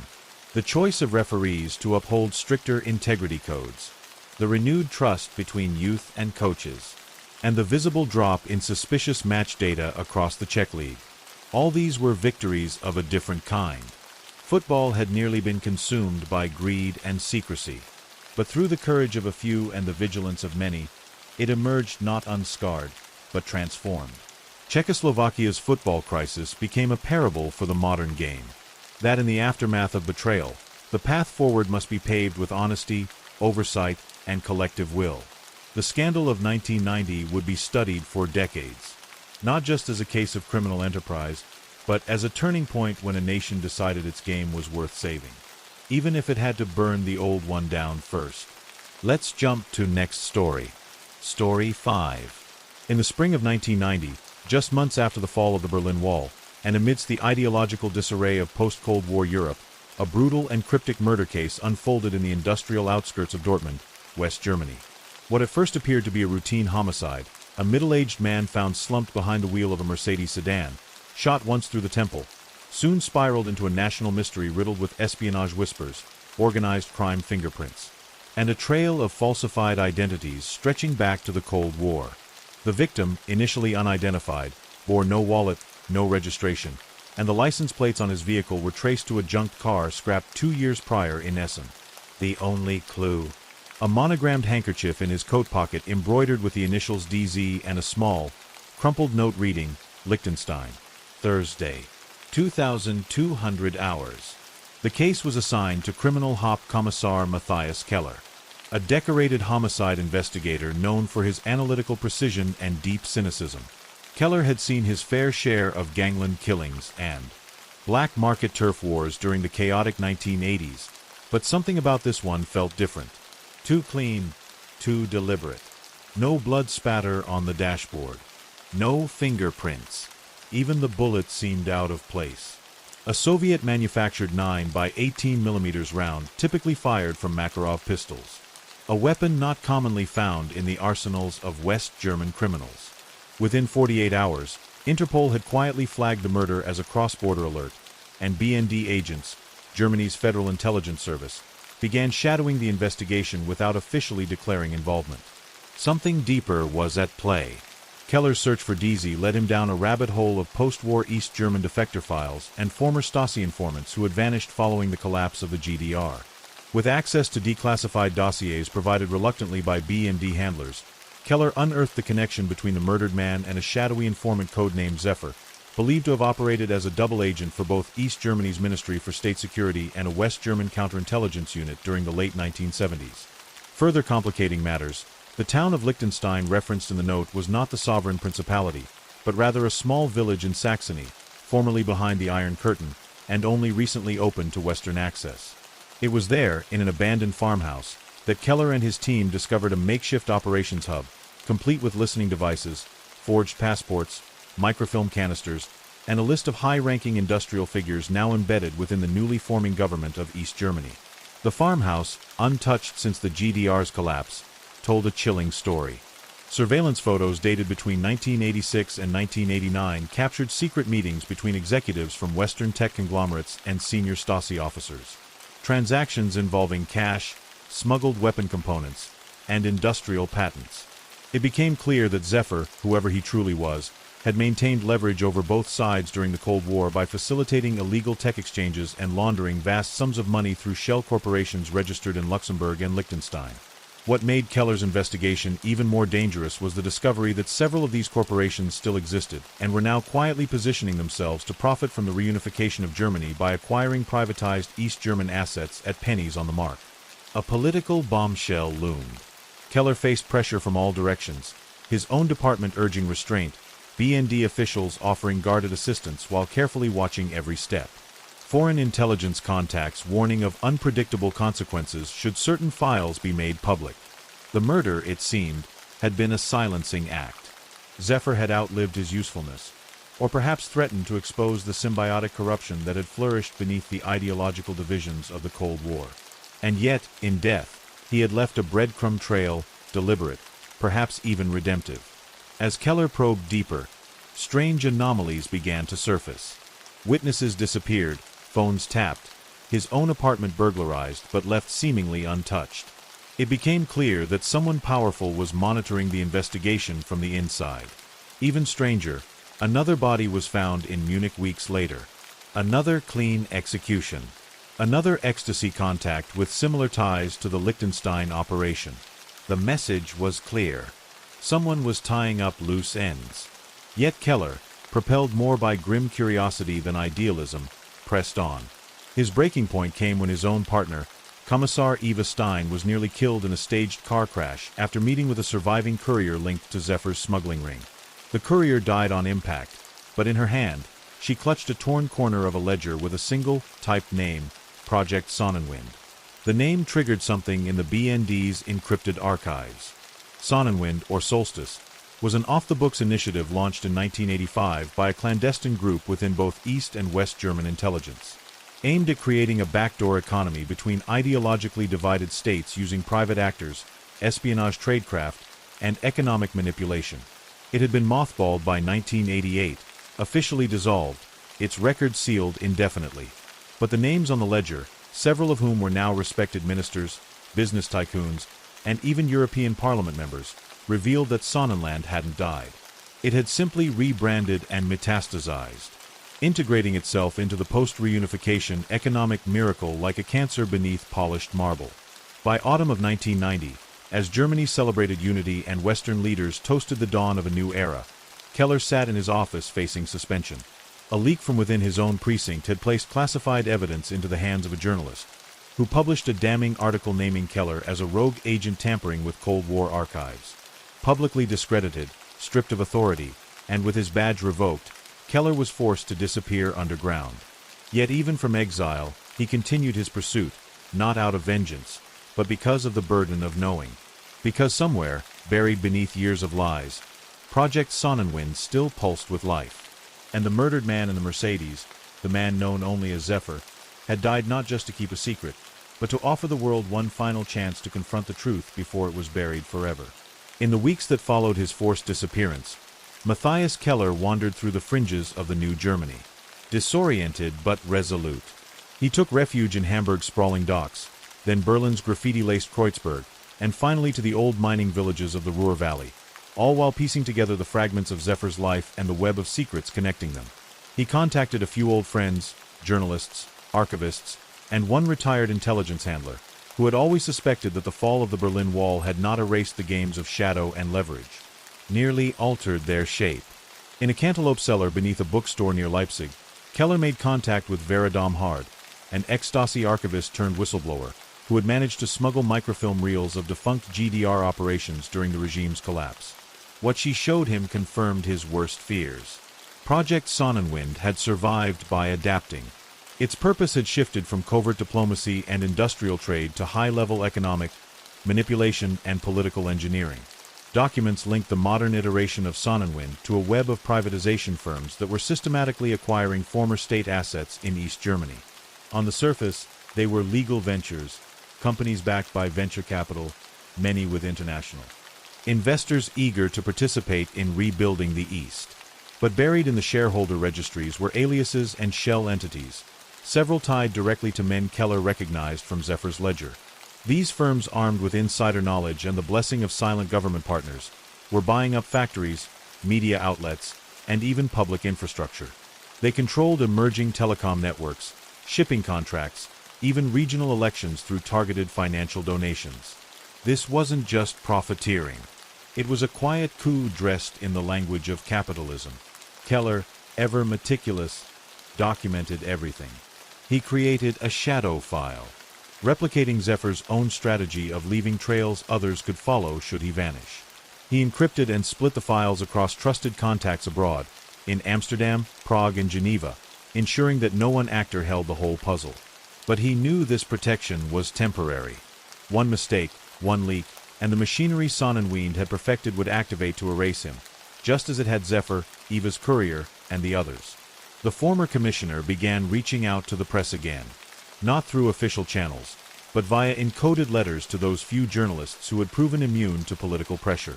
He entrusted Vera to deliver a dossier to one such journalist, a Franco-German correspondent named Louis Flandon, who had covered the European integration process and was known for exposing illicit arms trades in the Balkans.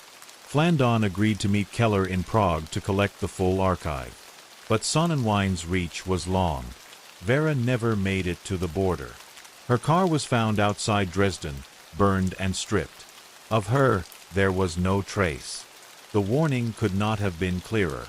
Flandon, upon receiving the preliminary materials, was tailed by unknown operatives through Vienna and later assaulted in his hotel room in Budapest. He survived, but the message was now etched into both men's minds. Someone was watching every move. Yet it was also proof that Keller had touched a nerve, that the conspiracy feared exposure more than retaliation. He pressed forward. Disguised and working under false names, he used darknet forums, academic conferences, and underground print circuits to disseminate parts of the dossier. Bit by bit, the whispers returned. Retired intelligence officers contacted him anonymously. A former banker in Frankfurt provided forged documents linking Sonnenwind's shell companies to Swiss accounts. An ex-member of the Treuhandanstalt, the agency overseeing East German privatizations, leaked minutes of meetings where public bidding was manipulated to favor certain buyers. By the winter of 1990, Keller had uncovered the final piece. Project Sonnenland had infiltrated not just Germany's economic transition, but was laying the groundwork for a broader European influence campaign. Several former operatives had moved into Brussels and Strasbourg, presenting themselves as financial advisors, policy consultants, or corporate lobbyists. They were shaping trade regulations, negotiating telecommunication policies, and engineering mergers between state and private firms, guiding the future of Europe while cloaked in legitimacy. The murder in Dortmund had been the spark, but the fire threatened to consume the continent. Keller, now a ghost in the system, understood that his return to public life was impossible. He had become both a liability and a threat. Yet his mission evolved, no longer merely to expose Sonnenland, but to ensure that history remembered its existence, even if only in whispers. He compiled the final archive, including all physical evidence, recorded testimonies, forged invoices, and photographs. In January 1991, he entrusted it to a covert network of archivists under the name the Winter Ledger. Hidden in academic libraries and safe houses across Europe, it remained untouched, waiting for a day when the world might be ready to confront the truth. Because Keller knew, as had Zephyr, that even if the truth could not dismantle the structure, it could outlast it. The last confirmed sighting of Keller was in Basel, Switzerland, under an assumed identity. Flandon would later write a series of cryptic editorials alluding to a continental conspiracy that had shaped post-Cold War Europe. Most readers dismissed them as paranoid fiction. But among those who knew what to look for, the right dates, the right phrases, the truth shimmered between the lines.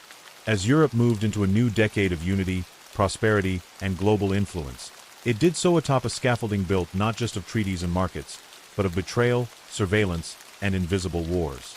The criminal undercurrent Keller had chased did not end with him. It merely adapted, as it always had, waiting for its next shadow to wear a smile and hold a pen, not a gun. Let's jump to next story. Story 6. The winter of 1990 cloaked Bucharest in a lingering cold, as if the frost itself had been summoned to preserve the silence surrounding the city's darkest trough. The Romanian Revolution had officially ended the reign of Nicolae Ceausescu the year before, but the institutions that once kept his grip unbreakable remained buried like old bones, out of sight but never truly gone. Amid the rotting archives of the Securitate, the once omnipotent secret police, a new generation of opportunists sifted through chaos, eager to exploit the vacuum of power. And at the heart of this reawakening criminal underground stood a man who had once been both hunter and hunted. Captain Valentin Rusu, a former Securitate intelligence operative who had disappeared just days before the dictator's execution. His name was etched in whispers and sealed files, a ghost of the past now rumored to be building an empire beneath the rubble of Romania's fragile democracy. Detective Inspector Andrei Luca, recently reinstated under the Provisional Government's Ministry of Internal Affairs, was among the few who had dared to investigate these rumors. A war veteran with deep scars and a deeper loyalty to justice, Luca had spent the revolution sidelined. His warnings about internal corruption ignored, his investigations buried. Now, he was back with jurisdiction and unfinished business. When a string of mutilated bodies began appearing near the abandoned industrial zones outside Bucharest, each with identical incisions along the ribs and a severed left ear, he knew it was no ordinary spree. The pattern was too precise, the symbolism unmistakable. A calling card left only for those who knew the old ways. The victims, as Luca discovered, shared more than their wounds. All were former Securitate informants or mid-level operatives, many of whom had testified, anonymously, in a classified tribunal aimed at identifying state-sponsored atrocities. None of their identities had been made public. Someone had access to the protected witness list, someone with connections inside the new government, or the remnants of the old. As Luca combed through crime scenes and autopsy reports, he encountered resistance from unexpected quarters. His request for sealed records was delayed. Surveillance equipment he requisitioned vanished in bureaucracy. A suspect in custody was released on an unsigned order. The deeper he went, the clearer it became. This was not just about revenge. This was about control. The message was unmistakable. Those who remembered the secrets of the old state were either assets or liabilities. And liabilities were being erased. Luca's breakthrough came not from police work, but from a chance encounter. A woman named Daciana Negru, a linguistics professor at the University of Bucharest, approached him outside a shuttered museum. She claimed to have once worked on coded transmissions for a covert propaganda unit within the Securitate. Her father had been a station chief who mysteriously disappeared in 1987. Daciana's mother, fearing the consequences of disclosure, had burned most of his documents. But one notebook had survived, a ciphered ledger containing strange dates, aliases, and what appeared to be inventory lists. When Luca decrypted the first few pages, he uncovered references to Protocol 46, a directive authorizing the transfer of confiscated assets, paintings, gold, industrial machinery, to offshore accounts controlled by shell companies. The wealth stolen during the regime was not destroyed or nationalized. It had been preserved and moved, waiting for someone to reclaim it. The trail led Luca to Constanza, Romania's principal port on the Black Sea. There, in the shadow of rusting Soviet-era freighters, he discovered a logistics company operating under the name Levant Freight, one of the shell firms tied to Protocol 46. A single inspection revealed falsified customs records, cargo containers listed as pharmaceuticals that actually contained rare antiques, vintage weapons, and forged documents. When Luca attempted to raid the firm's headquarters, he was intercepted not by criminals, but by soldiers from a special unit claiming jurisdictional priority. That same night, his superior at the ministry called to inform him his assignment had been suspended pending review, but Luca knew too much to stop. With the help of Daisiana, who had now gone into hiding, he traced the next shipment scheduled to leave Constanza. This one bound for Trieste, Italy. Masquerading as a trade envoy, Luca boarded the freighter under an alias and confirmed his worst fears. The cargo included not just contraband but people. 3 young men, barely in their 20s, drugged and sealed inside a steel crate, part of a growing human trafficking operation that had found its roots in the very soil of Romania's post-revolution economy. The ghost of Ceausescu had not been exorcised. It had simply changed its mask. When the freighter docked in Trieste, Luca contacted Italian authorities. Was met with bureaucratic reluctance. It took him 3 more days, several bribes, and an anonymous tip to an Interpol officer to secure the seizure of the cargo. But by then Levant Freight's Bucharest office had been abandoned. Computers wiped. Employees vanished. One witness found dead in a pension house, throat slit. Daciana's last message to Luca was a cryptic line. "It's not the past hunting us. It's the future they built." Back in Bucharest, Luca found himself alone and hunted. Internal Affairs labeled him rogue. His apartment was raided. Files disappeared. But he held onto the ledger and the encrypted drive he had copied from the Constanza manifest. He knew there was more: names, locations, bank accounts buried under layers of offshore deceit. And he knew that whatever Valentin Rusu was planning, it wasn't just about Romania. It was about influence across the newly forming Eastern Bloc economies. The criminal networks of the 1990s weren't gangsters and allies. They were executives, former generals, intelligence brokers, and diplomats. They wore suits, spoke multiple languages, and understood global finance. As snow fell once more over the Carpathians and the revolution's promises faded beneath neon advertisements and Western brands, Andrei Luca disappeared. Some say he escaped to Vienna, others to Istanbul. A few believe he was silenced by the same apparatus he tried to dismantle. But his story, scribbled in fragments and leaked to foreign journalists, became legend, an early warning of what happens when a nation forgets that not all tyrannies were uniforms and not all freedom is freedom from the past. Sometimes, it's freedom from the illusion that the past ever ended. Weeks after Luca's disappearance, the Ministry of Internal Affairs issued a muted bulletin, declaring him a fugitive suspected of falsifying documents and compromising national security interests. No mainstream outlet carried the news with prominence, save for a French reporter named Elise Moreau, whose work with Le Mans Diplomatique had drawn her to Romania's transitional turmoil.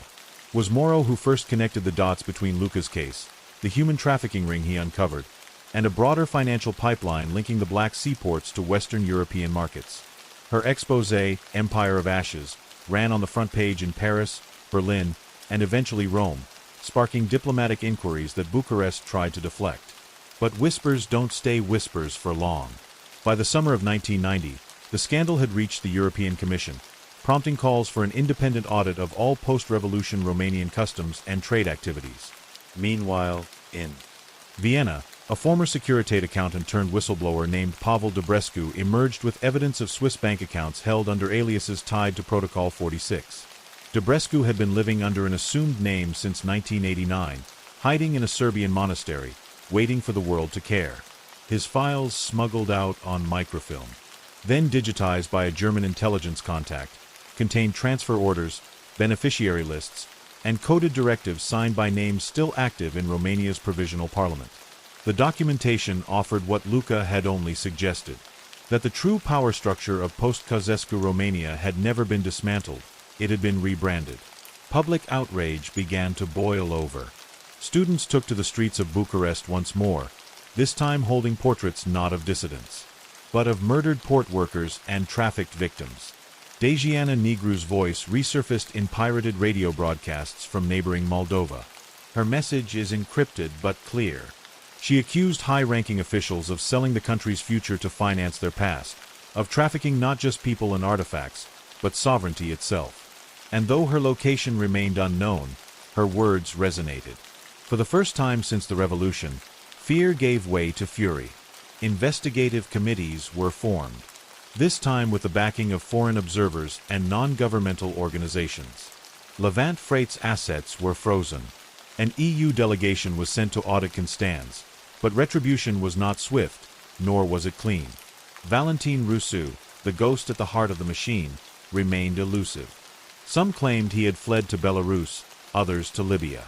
What was certain, however, was that Rousseau had anticipated the collapse of the Securitate, and in the vacuum that followed, he had seeded something far more resilient.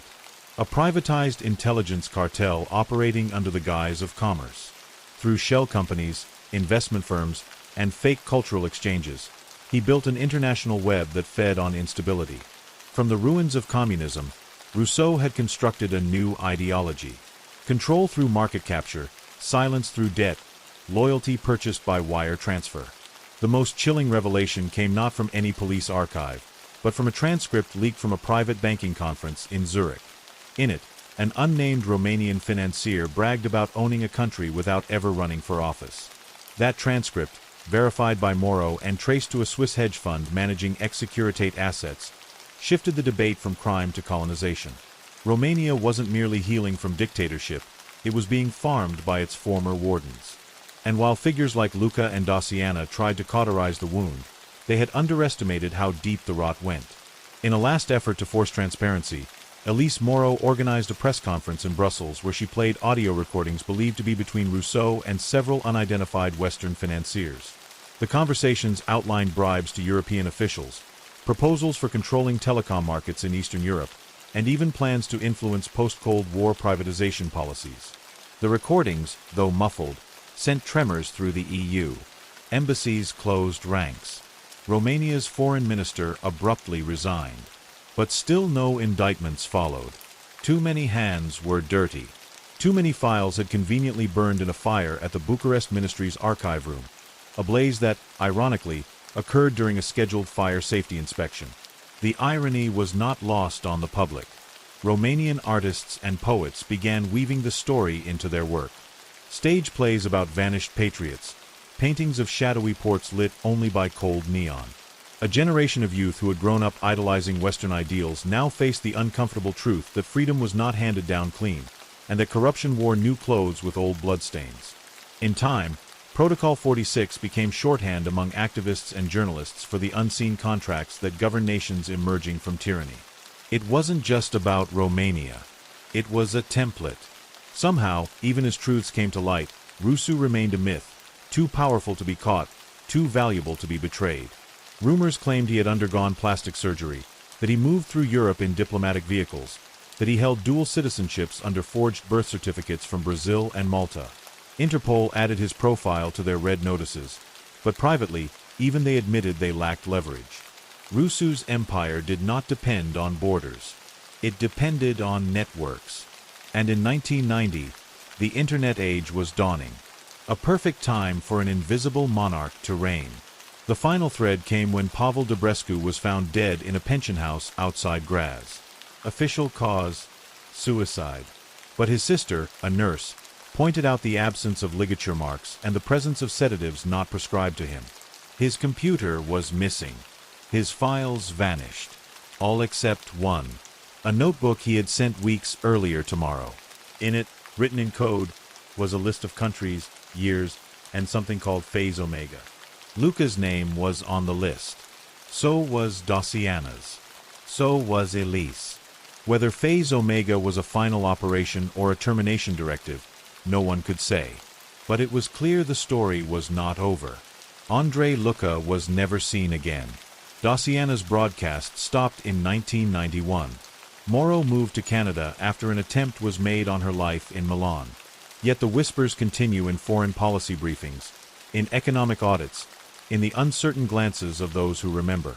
1990 was not a year of rebirth. It was a year of revelation. A moment when the shadows reshaped themselves, and the illusion of a clean slate was shattered by blood, wire, and ledger ink. The revolution had ended the tyranny of a man.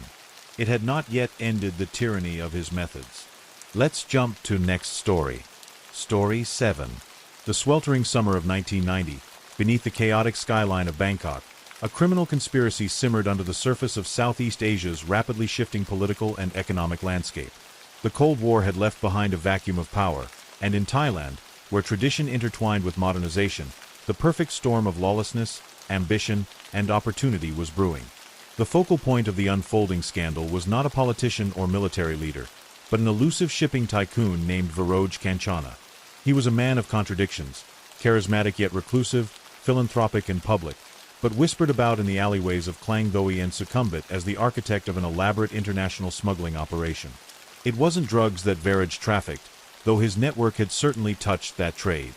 It was human lives and sacred artifacts trafficked from the war-torn provinces of Cambodia and loused into the black markets of Europe, the Middle East, and America. Viroj's empire operated under the guise of Kankanan Maritime, a sprawling conglomerate with legitimate shipping licenses, political sponsorships, and an unblemished public record. But behind the polished reception halls of his Bangkok headquarters, encoded ledgers and offshore bank statements told a darker story. The operation was structured like a multinational enterprise. Former intelligence agents from various nations were employed as security consultants. Local monks were bribed to provide access to temple vaults, and Thai immigration officers were paid handsomely to turn a blind eye as shipments left the ports of Lame Chavang and Satahip. The most disturbing aspect of this empire was the trafficking of children. Orphans from border regions who were promised education and adoption abroad, but instead sold into servitude or worse. The scandal first surfaced through the disappearance of a young customs officer named Jirawat Leksawan. He had grown suspicious after noticing inconsistencies in manifest logs and noticed that containers listed as restoration materials frequently required security clearance from military personnel. Against his superior's advice, Jirawat initiated a quiet investigation, compiling notes, copying shipping records, and discreetly interviewing dock workers. What he uncovered was staggering. Entire crates moving under diplomatic seals, their contents mislabeled as humanitarian cargo, yet filled with ancient Khmer sculptures, rare jade carvings, and on one occasion, a sedated teenage girl. Before he could submit his findings, Jirawat vanished. His last known action was a midnight phone call to his sister, warning her not to trust anyone in uniform. News of his disappearance barely registered in Thai media, but it caught the attention of a British foreign correspondent named Malcolm Reeves. Stationed in Bangkok for nearly a decade, Reeves had chronicled everything from the fall of the Khmer Rouge to the rise of regional drug cartels. Something about Jirawat's story didn't sit right with him. When he interviewed the officer's colleagues, most gave mechanical, rehearsed statements. Others refused to speak entirely. Reeves reached out to a contact in Thai intelligence, a retired colonel named Amnart Sawanchai, who revealed the whispered name of Operation Nine Lotus, a long-dormant intelligence directive allegedly resurrected by rogue military elements and repurposed for private gain. Its mission?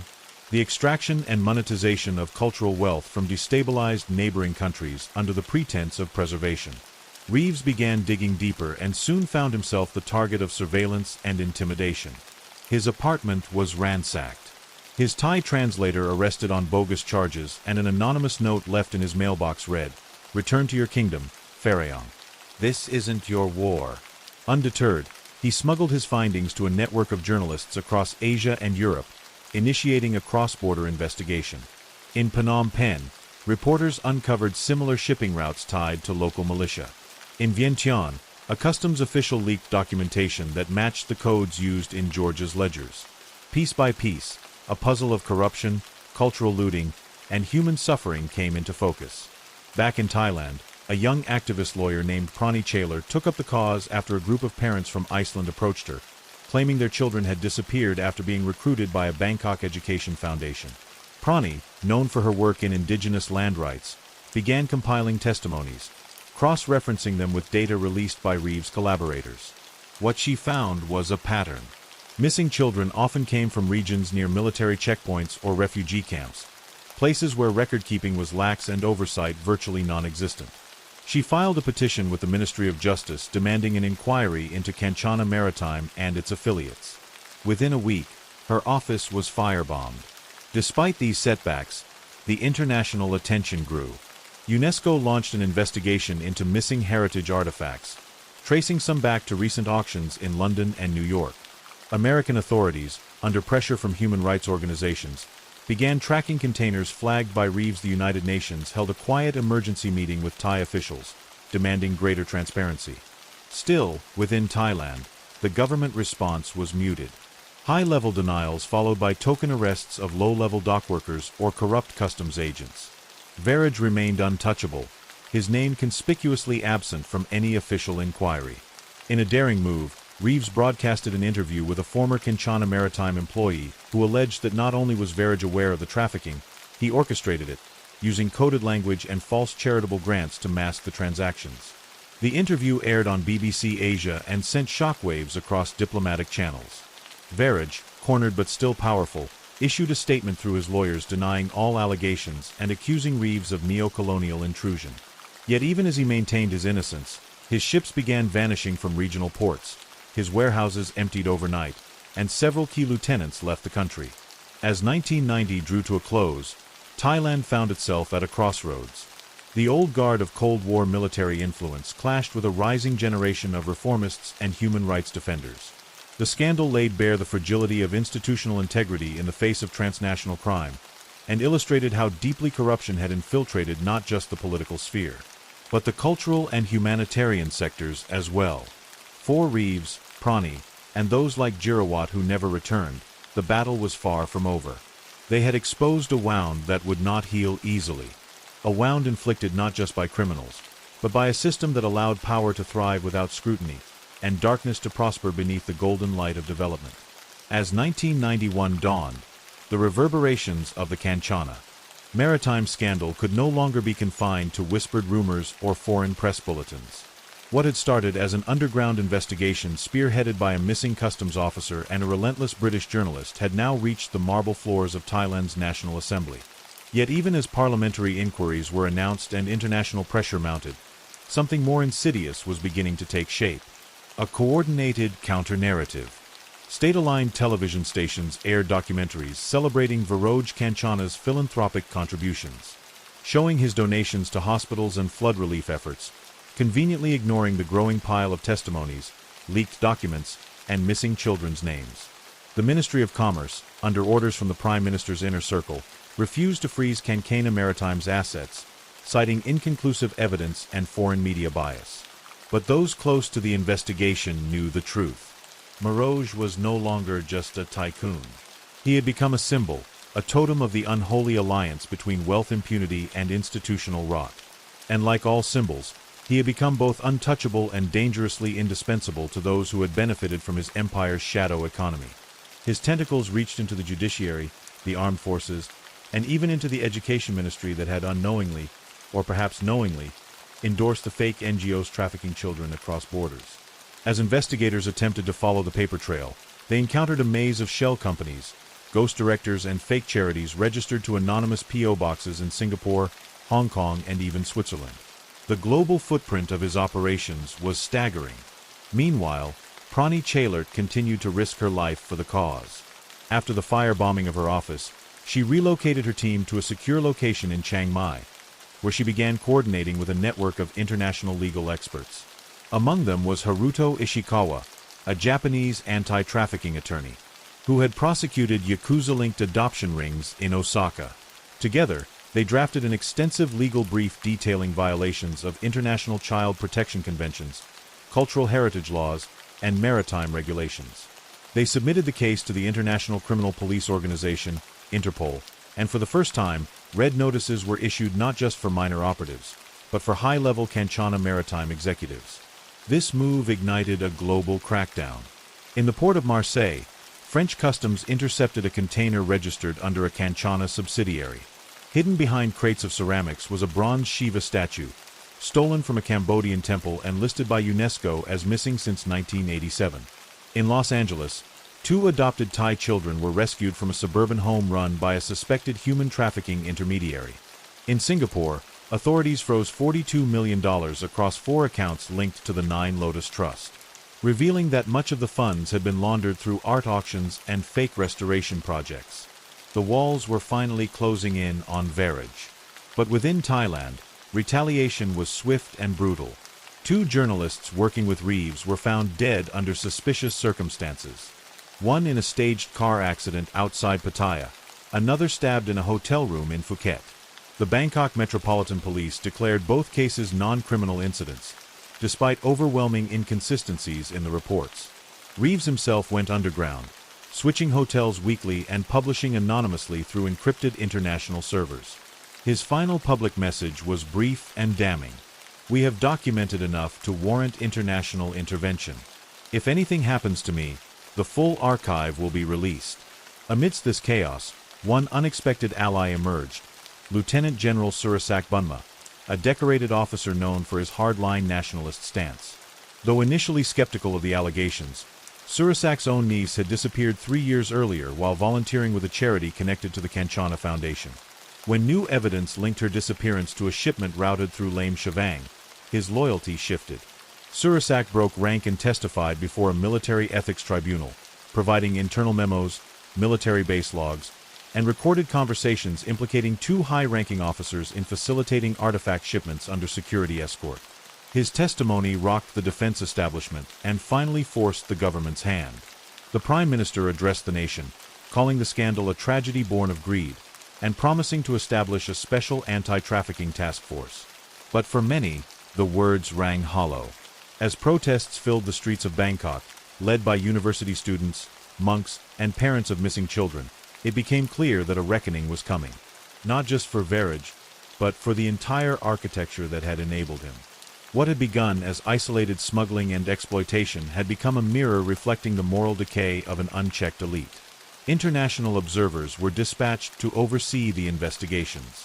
The United Nations High Commissioner for Human Rights issued a report naming Thailand as a priority country for judicial reform. The European Parliament debated sanctions, and several Thai ambassadors were summoned for questioning by host nations.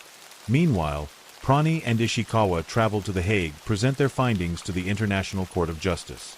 The scale of the case was without precedent. Over 400 children confirmed missing, more than 200 religious artifacts traced to private collections, and financial records indicating at least $300 million laundered through fraudulent charities and off-book maritime shipments.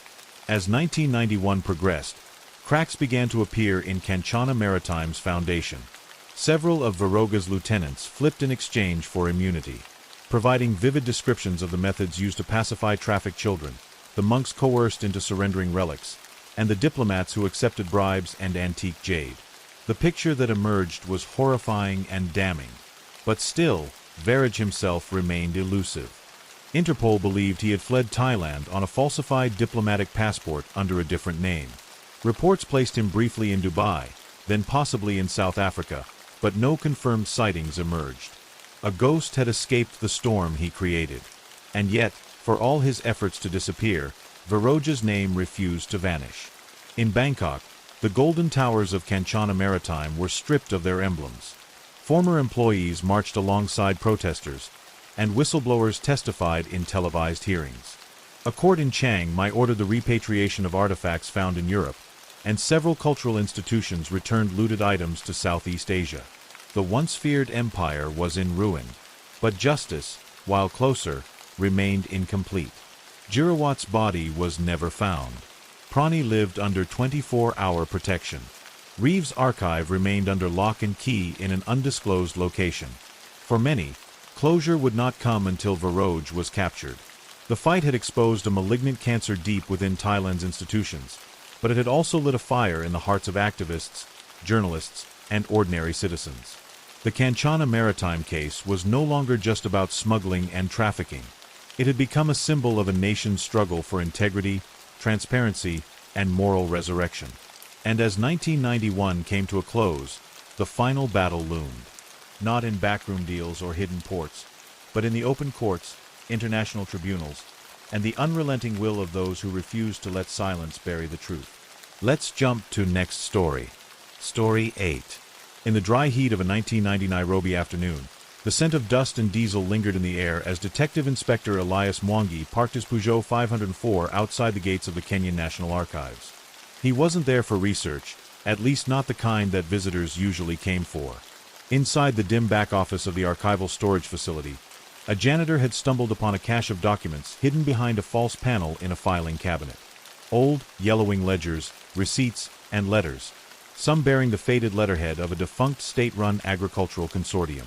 What was strange, however, was not the age of the files, but their contents: bank transfers, coded communiques, and minutes from clandestine meetings that hinted at a covert operation to funnel state-subsidized agricultural exports into private foreign accounts. And stranger still, these records dated back to the early 1980s, but abruptly stopped in 1984, the year of the tragic plane crash that had killed Agriculture Minister Stephen Kibet, a charismatic figure whose death had always been surrounded by suspicion. Elias wasn't new to political scandal. He'd once uncovered a fertilizer smuggling ring that led to the indictment of a deputy minister. But this was different. The papers pointed to a covert syndicate known only as Ndovu, Swahili for elephant. It wasn't just corruption. It was organized criminal theft operating under the veil of national development. Elias pored over the dusty files that night in his apartment, a single desk lamp illuminating the evidence of betrayal. The documents named several officials still in power, and one particular account in Luxembourg, under a shell company called Afri Harvest Corporation, had received nearly $12 million between 1982 and 1984. The deeper Elias dug, the more dangerous the story became. He soon realized that Ndovu had not disbanded after Kibut's death. It had merely evolved, changing names, tactics, and leadership. Through a confidential informant in the central bank, Elias traced modern accounts linked to Afri Harvest's successors. He discovered that government-subsidized maize meant for famine-stricken provinces in the north had never arrived. Instead, it had been repackaged, exported under private branding, and sold to European buyers through a Nairobi-based logistics firm called Jambastar Freight. The profits were vast and deadly. Just days after visiting the warehouse where Jambastar's records were kept, Elias returned home to find his front door ajar. His files had been rifled through, his briefcase stolen, and the family cap poisoned, a clear message. He moved his wife and son to his cousin's home in Mombasa and went underground. From a safe house in Kilimani, Elias began working with Catherine Wanjiru, a freelance investigative journalist known for exposing oil smuggling on Lake Victoria. Catherine's sources within the Ministry of Trade confirmed what Elias feared. Shipments had been falsified, reports altered, and auditors paid off. What started as an embezzlement case had ballooned into a full-scale criminal conspiracy involving food fraud, shell corporations, and suspicious deaths. Kibut's plane crash, Elias learned, had not been mechanical failure, it was sabotage. A retired aviation technician provided a sworn statement describing how explosive residue was discovered but never reported. The evidence suppressed under pressure from the State House. Catherine published excerpts of their findings in The Nation, sparking public outrage. Demonstrations broke out at Uhuru Park, demanding transparency and justice for Kibut's family. But the government remained silent. Then the first assassination happened. Emmanuel Amandi, a senior accountant in the Ministry of Agriculture who had met secretly with Elias and Catherine, was found drowned in the Nairobi River with his pockets full of rock. The coroner ruled it suicide. Elias knew it was a warning. He sent his remaining files to a contact at the BBC and considered fleeing Kenya. But then an anonymous letter was slipped under his door. In perfect English, it read, "You've seen only one tusk of the elephant. The other is sharper." With mounting international pressure, a special parliamentary committee was reluctantly convened. Elias testified behind a screen, his voice distorted. Catherine sat in the audience with a concealed recorder. The testimony stunned the nation. Elias detailed how Ndovu operated, a network of ghost companies, crooked freight officers, bribed food inspectors, and even foreign embassy staff complicit in laundering profits through international development aid projects. One of the companies involved had received World Bank funding. Another had paid kickbacks to a British agrochemical firm to falsify pesticide effectiveness reports. The fallout was seismic. 3 ministers resigned. 2 others fled the country. But the core leadership of Ndovu remained elusive. Elias suspected that their protector was within the intelligence services. Soon after, Catherine's car was rammed off the road. She survived but suffered a shattered pelvis. In her hospital bed, she handed Elias a microcassette from a hidden compartment in her car. It contained a phone recording, one voice unmistakably belonging to General Mugo, head of internal intelligence, discussing the containment of media provocateurs and the securing of Ndovu assets abroad. Armed with this, Elias reached out to international partners. Interpol opened a file.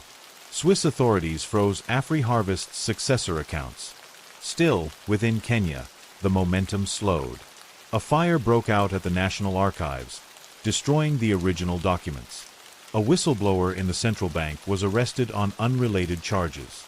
Elias' own brother, a low-ranking civil servant, was kidnapped and released with broken fingers. The final breakthrough came from an unlikely source, Stephen Kibbutz's widow Miriam. Long silent, she revealed that before his death, her husband had kept a secret ledger in their farm's water tank. The book listed every transaction he had uncovered in 1984, including payments from a foreign arms dealer to Ndovu in exchange for subsidized maize shipments used to feed rebel troops in southern Sudan. Elias took the book to The Hague himself. The international outcry forced Kenya's hand. A tribunal was established in Arusha under the East African Court of Justice. 6 high-profile figures were indicted, including General Mugo, the CEO of Jambaster, and a European intermediary who had helped move the funds. Elias was placed under permanent protection. Catherine, though still walking with crutches, published a full account in her book, The Elephant's Shadow, which won international acclaim.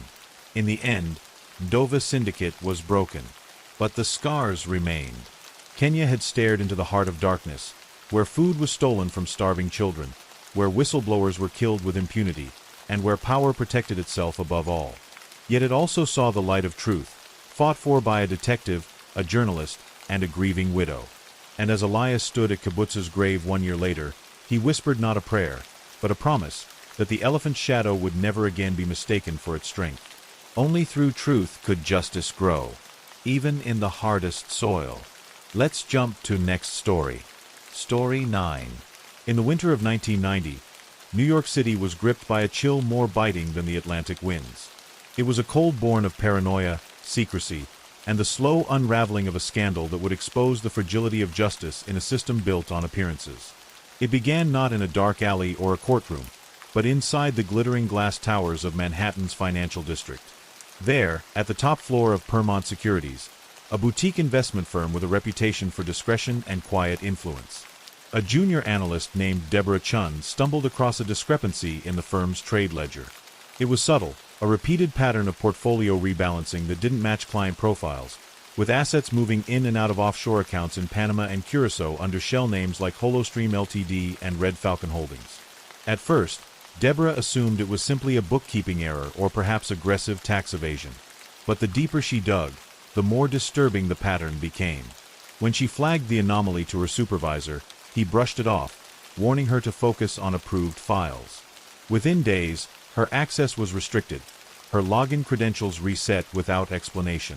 Sensing danger, she secretly downloaded copies of the data onto a floppy disk and contacted an old acquaintance, an investigative journalist named Raymond Ray Vanzetti, known for exposing waste and corruption in New Jersey's union deals. Raymond was no stranger to danger, having once received a lie of rat nailed to his apartment door for exposing a labor bribery ring. But this was something else. The files Deborah handed him pointed to vast money movements tied not just to anonymous shell companies, but to government contracts, specifically military procurement and civilian infrastructure bids awarded to a cluster of firms across the Rust Belt. These were not just financial crimes.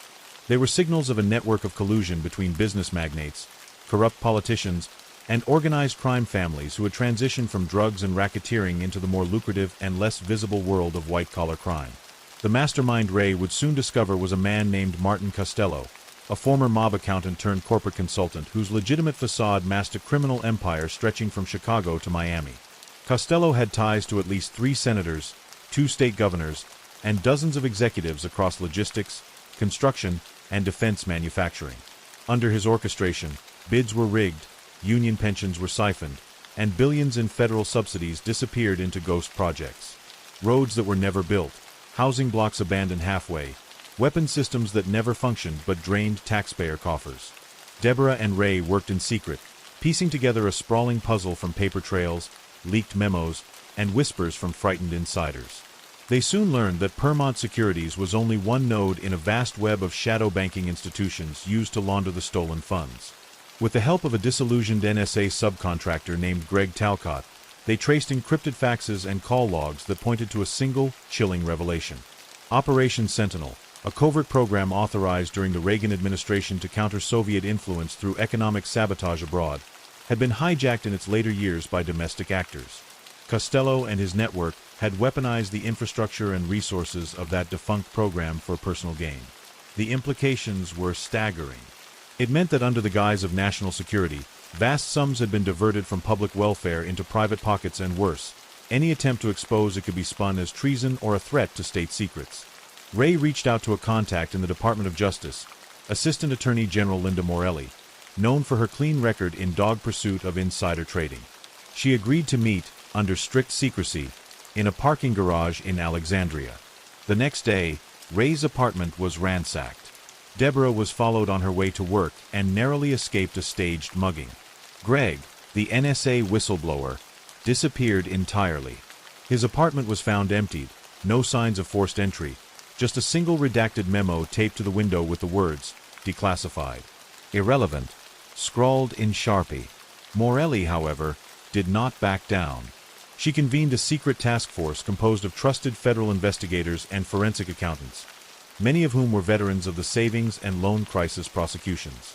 The mission, to uncover the full scope of Operation Sentinel's repurposing and bring charges against those responsible. The investigation, dubbed Project Glasshouse, began pulling threads from Costello's network, arresting lower-tier operatives on lesser charges and flipping them with promises of reduced sentences. One by one, testimonies painted a portrait of endemic corruption. Local mayors paid off to approve zoning laws for fake housing projects. Union leaders receiving luxury condos for turning a blind eye to pension fund theft. Defense contractors billing the government twice for the same projects with forged documentation. In April 1990, the first indictments were unsealed. But instead of a triumphant press conference, the Justice Department was rocked by internal leaks. A memo naming Costello as an unindicted co-conspirator was leaked to the press, sparking panic. Political allies began distancing themselves. Evidence began disappearing. A warehouse holding financial records in Cleveland mysteriously burned down. A federal prosecutor's car exploded in Sacramento. Deborah was forced into protective custody after someone broke into her parents' home in Queens and left a single bullet on the kitchen counter. Published in a 12-page feature in the Washington Post, stunned the country. Titled The Patriots' Shell Game, it exposed not just a criminal conspiracy, but a national betrayal. The article linked Costello's network to fraudulent veteran services, fake charities, and even influence operations targeting state legislatures. The outrage was immediate. Congressional hearings were demanded. Protesters stormed Capitol Hill, holding up banners that read, "Taxes, their mansions." Yet for all the noise, convictions were hard to secure. Costello vanished, last seen boarding a private jet from Bermuda to an unknown destination. Some speculated he was in Argentina, others that he had plastic surgery and disappeared into Eastern Europe. Morelli faced threats and pressure to resign. Ray received a lawsuit from a defense firm alleging defamation. But the court of public opinion was not so easily silenced. By late 1990, the Department of Justice had secured 32 convictions, mostly for fraud, bribery, and conspiracy. Among those convicted were 2 members of Congress for Fortune 500 executives and a senior Defense Department procurement officer. The final report from Project Glasshouse estimated that over $4.6 billion in federal funds had been stolen or misused through this network. Deborah left Wall Street, relocating to Oregon and starting a nonprofit for corporate accountability. Ray was nominated for a Pulitzer, though he declined all major awards, stating that what matters isn't the medal but the memory. Still, many believed the full truth never came out. Operation Sentinel remained only partially declassified. The most powerful figures, those who sat atop both political parties, media conglomerates, and international banking firms, never saw a courtroom. Some were later, quietly honored or returned to public life with little scrutiny. The story faded from headlines by 1992, replaced by wars abroad and tech booms at home. But for those who lived through it, who risked everything to tell the truth, 1990 remained a scar, an ugly, necessary reminder that corruption doesn't always wear a mask of violence or rage.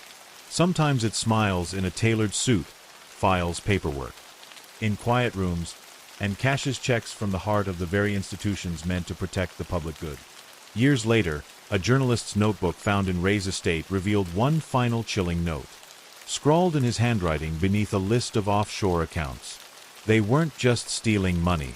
They were testing how much they could get away with. It began as a whisper on the upper floors of a steel and glass tower in Lower Manhattan, a curious adjustment in the ledger of a mid-tier investment firm, Hawthorne Holdings, long considered too small to attract attention but too steady to question. The whisper turned into a murmur, the murmur into a shout, when an anonymous fax arrived on the desk of financial journalist Marcus Kellerman. In May 1990, what began as an expose on insider trading snowballed into one of the largest and most sophisticated financial criminal investigations in American history.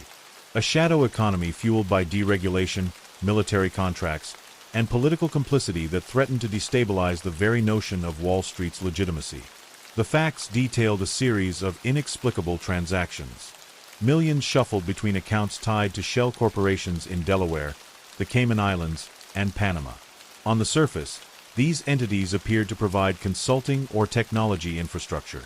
But the deeper Kellerman dug, the more he uncovered a web of deceit stretching across hedge funds, defense contractors, and even parts of the federal government. At the center was Hawthorne Holdings, whose CEO, Douglas Rathmore, maintained close ties to several congressional aides and sat on the board of a private equity firm that had been awarded no-bid contracts with the Department of Defense. What made 1990 different was timing.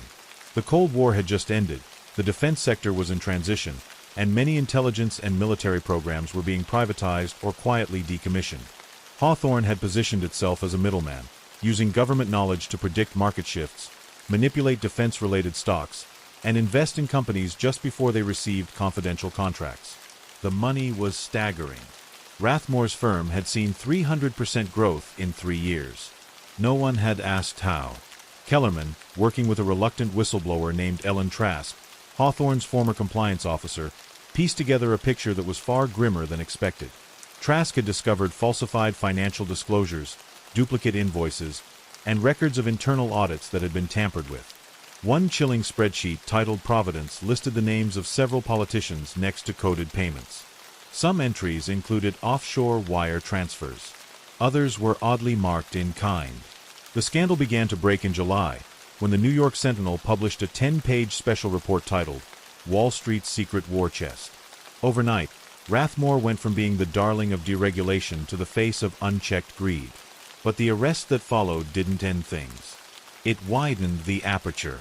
A federal probe into Hawthorne unearthed connections to defense lobbying groups, black budget research projects, and a network of corporate think tanks that blurred the line between public policy and profit-making. Most shocking was the discovery of Operation Marlin, a covert financial laundering program originally devised during the Reagan years, intended to funnel untraceable money toward anti-communist efforts abroad.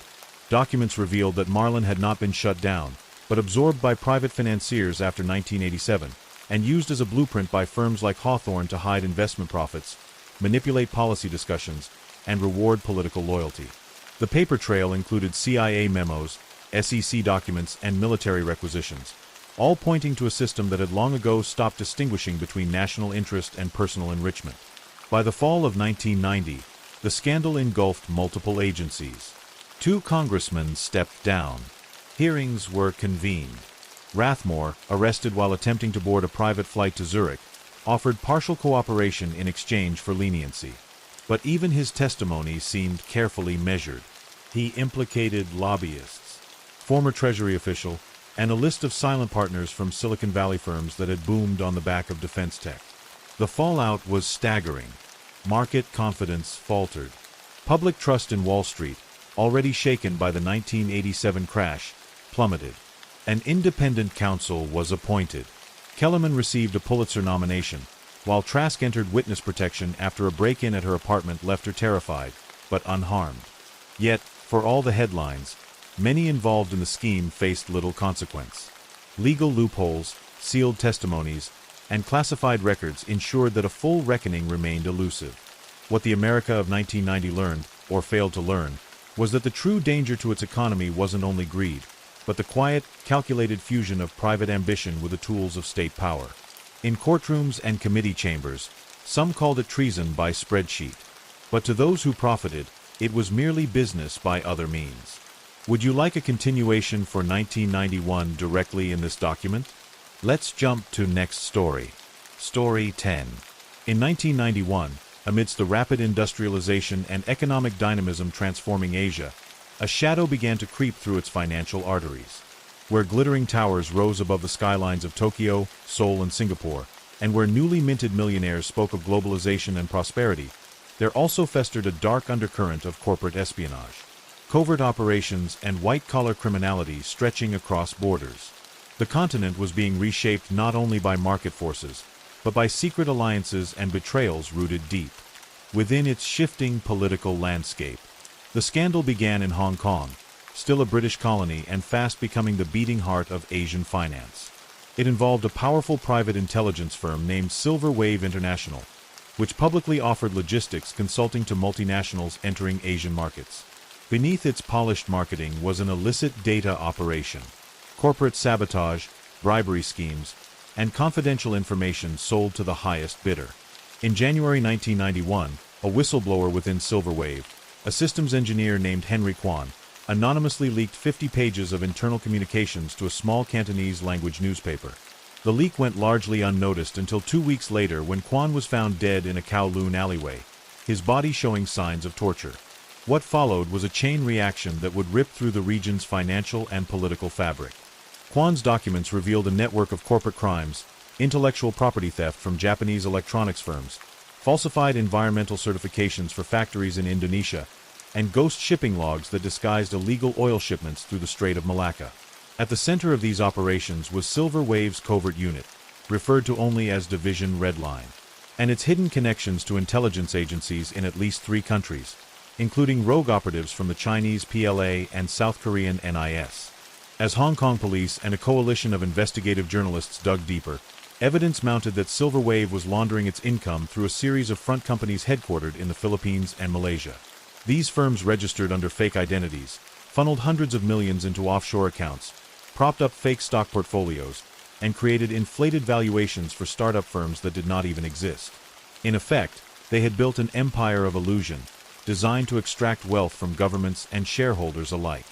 One such startup, Omni Fiber Technologies, claimed to have developed a revolutionary lithium battery and received over $70 million in venture funding from Japanese and Singaporean investors. In reality, the firm was a warehouse filled with obsolete equipment and a single working telephone. When Singapore's Ministry of Trade and Industry attempted to audit Omni Fiber, the records had vanished and the 3 listed directors had fled the country, one reportedly to Dubai, another to Macau, and the third found dead in a hotel room in Bangkok. The deeper authorities searched, the more insidious the picture became. Silver Wave was not acting alone. They had allies, political fixers, and corporate insiders embedded in governments across Asia. A former Thai customs official arrested in March confessed that he had been paid monthly by an unknown intermediary to alter cargo manifests and ignore irregular shipping declarations. Similar admissions surfaced in Vietnam, where a port inspector was caught with bribe-stuffed briefcases, and in Taiwan, where an electronic CEO revealed under duress that he had paid Silver Wave to sabotage his competitors. As the scandal widened, journalists began connecting Silver Wave to a series of unsolved incidents across the continent. A factory fire in Shandong, later revealed as arson to destroy evidence of patent theft. A fatal car crash involving a Japanese trade envoy days before he was scheduled to speak on regional corruption, and the collapse of a Korean venture capital firm, where investigators found doctored financials planted by external saboteurs. By mid-1991, Interpol had opened a transnational investigation. Arrests were made in Bangkok, Kuala Lumpur, and Jakarta, though many key suspects disappeared before they could be detained. Governments were hesitant to fully cooperate, concerned that exposure might destabilize markets or provoke diplomatic rifts. Still, public outrage forced a reckoning. Protests in Seoul and Manila called for sweeping reform, while media across Asia dubbed the affair the Crimson Web. It was in Tokyo that the investigation took its most dramatic turn. A confidential source within the Ministry of International Trade and Industry (MITI) leaked hundreds of internal memos revealing Japan's top bureaucrats had received detailed warnings about Silver Wave's activities as early as 1988. Those warnings had been quietly archived and ignored. A former vice minister, Shinichi Takatomo, was implicated in accepting gifts and travel accommodations in exchange for favorable regulatory treatment for two of Silver Wave's front firms operating in the Osaka Free Trade Zone. One memo described these companies as high-risk but politically shielded. The revelation sent shockwaves through the Japanese Diet. Opposition lawmakers demanded a public inquiry, and media outlets dug into Takatomo's personal finances, uncovering properties in Canada and a previously unknown offshore trust in Bermuda. The vice minister resigned in disgrace, but remained defiant, calling himself a scapegoat for decades of systemic neglect. Behind him, other officials quietly scrubbed their names from internal databases, shredded travel logs, and deleted meeting notes. Meanwhile, in South Korea, the arrest of a Silver Wave operative named Ji-hoon Park exposed a broader pattern of infiltration. Park, a former intelligence analyst turned private contractor, had acted as a recruiter, drawing from disaffected military and government personnel to create a network of informants within corporate security teams. In exchange for bribes, gambling trips, or promises of overseas employment, these insiders passed along sensitive data, including patent filings, supplier contracts, and production forecasts. It became clear that Silver Wave's ambitions weren't just financial, they were strategic. By controlling the flow of industrial information, they could tip economic outcomes across entire sectors. A cache of encrypted messages recovered from Park's safehouse in Busan revealed plans to manipulate semiconductor pricing by sabotaging production schedules at two rival firms in Suwon and Gwangju. The sabotage investigators discovered had already occurred. Equipment failures and accidental chemical spills had set back manufacturing by months, allowing a Silver Wave-affiliated competitor to seize market share. The implications were devastating, not just for the companies, but for South Korea's image as a rising tech power. As the scandal deepened, the regional impact became more pronounced. Investors pulled out of projects across Southeast Asia, fearing unseen liabilities. The Asian Development Bank froze 3 major infrastructure loans pending transparency reviews. In Indonesia, the central bank launched a frantic review of shell firms associated with foreign exchange transactions, discovering that over $400 million had passed through ghost accounts with links to Silver Wave's Manila branch. Several cabinet members in Jakarta were placed under internal investigation, and the president's economic advisor quietly stepped down. Journalists and whistleblowers faced rising threats. A reporter from Malaysia's Utusan Harian was injured in a car bombing after publishing an expose on property laundering. A Thai blogger who had been translating leaked documents into English disappeared from his Chiang Mai apartment, his last online post ending mid-sentence. Non-governmental watchdog groups, particularly in Hong Kong and the Philippines, reported increased surveillance and mysterious cyber intrusions, allegedly attempts by unknown actors to delete or alter digital archives related to the case. Despite these dangers, the momentum behind the investigation remained unstoppable. International coalitions of legal experts and financial auditors collaborated across borders to untangle the massive fraud. Silver Wave's client list, previously protected under shell agreements, was leaked by an insider. It included some of Asia's most influential family-owned conglomerates, foreign diplomatic trade attachés, and even the name of a retired U.S. ambassador stationed in Singapore during the 1980s. By late 1991, the Crimson Web had become more than a scandal. It was a reckoning with the hidden costs of Asia's economic miracle. For every skyscraper and IPO, there had been a trade-off, one paid in corruption, stolen technology, and human collateral. The question facing the continent was no longer whether crimes had occurred, but how deeply they had infected the institutions meant to prevent them. As 1991 drew to a close, the magnitude of the scandal could no longer be contained. The Crimson Web had taken down ministries, corporations, and long-established networks of corruption across the continent. But the most defining moment came in December, when an emergency summit was convened in Kuala Lumpur under the auspices of ASEAN, joined by observers from Japan, China, the United States, and the European community. The summit, behind closed doors, was both a geopolitical theater and a legal war room. Documents obtained by Malaysia's Financial Intelligence Task Force revealed that Silver Wave's reach extended even into anti-narcotics enforcement units and maritime security. Ships flagged under false registries had transported illegal arms, endangered wildlife products, and rare minerals critical to electronics manufacturing. These revelations led to a flurry of international pressure, and sanctions were considered against firms complicit in the laundering network. The scale of the problem had grown from corporate espionage to transnational organized crime. Among those arrested during a daring sting operation at a Jakarta luxury hotel was Roland Tan, a Singaporean national and one of the last remaining executives of Silver Wave's leadership team. A former commodities trader turned intelligence fixer, Tan had operated in the shadows of Hong Kong's Central District for years. His interrogation, lasting 72 hours, revealed dozens of names, from bank officials in Macau to retired colonels in the Thai military. From Chinese businessmen linked to smuggled rare earth exports, to Australian executives who had knowingly engaged in manipulated supply chain deals. Tan's confession led to sweeping raids across 5 countries. In Taiwan, authorities discovered a hidden server farm buried under an industrial park in Taoyuan, its encrypted database containing transaction records, surveillance footage, and minutes from clandestine board meetings. In South Korea, a second arrest revealed that Park Ji-hoon's encrypted cache also included surveillance tapes of Japanese trade officials being blackmailed with staged scandals. But it was in China that the backlash became geopolitically fraught. Though many Silver Wave activities were believed to have operated through rogue PLA elements, the Chinese government responded with visible aggression. Accusing foreign powers of orchestrating the investigation to embarrass Beijing, the state cracked down on domestic media coverage, arrested several local journalists cooperating with overseas reporters, and ordered a blackout on all references to Division Red Line. Meanwhile, the financial consequences of the scandal began to mount. Regional stock indices, particularly in Kuala Lumpur and Seoul, suffered multi-week slumps. Investment dried up across frontier markets.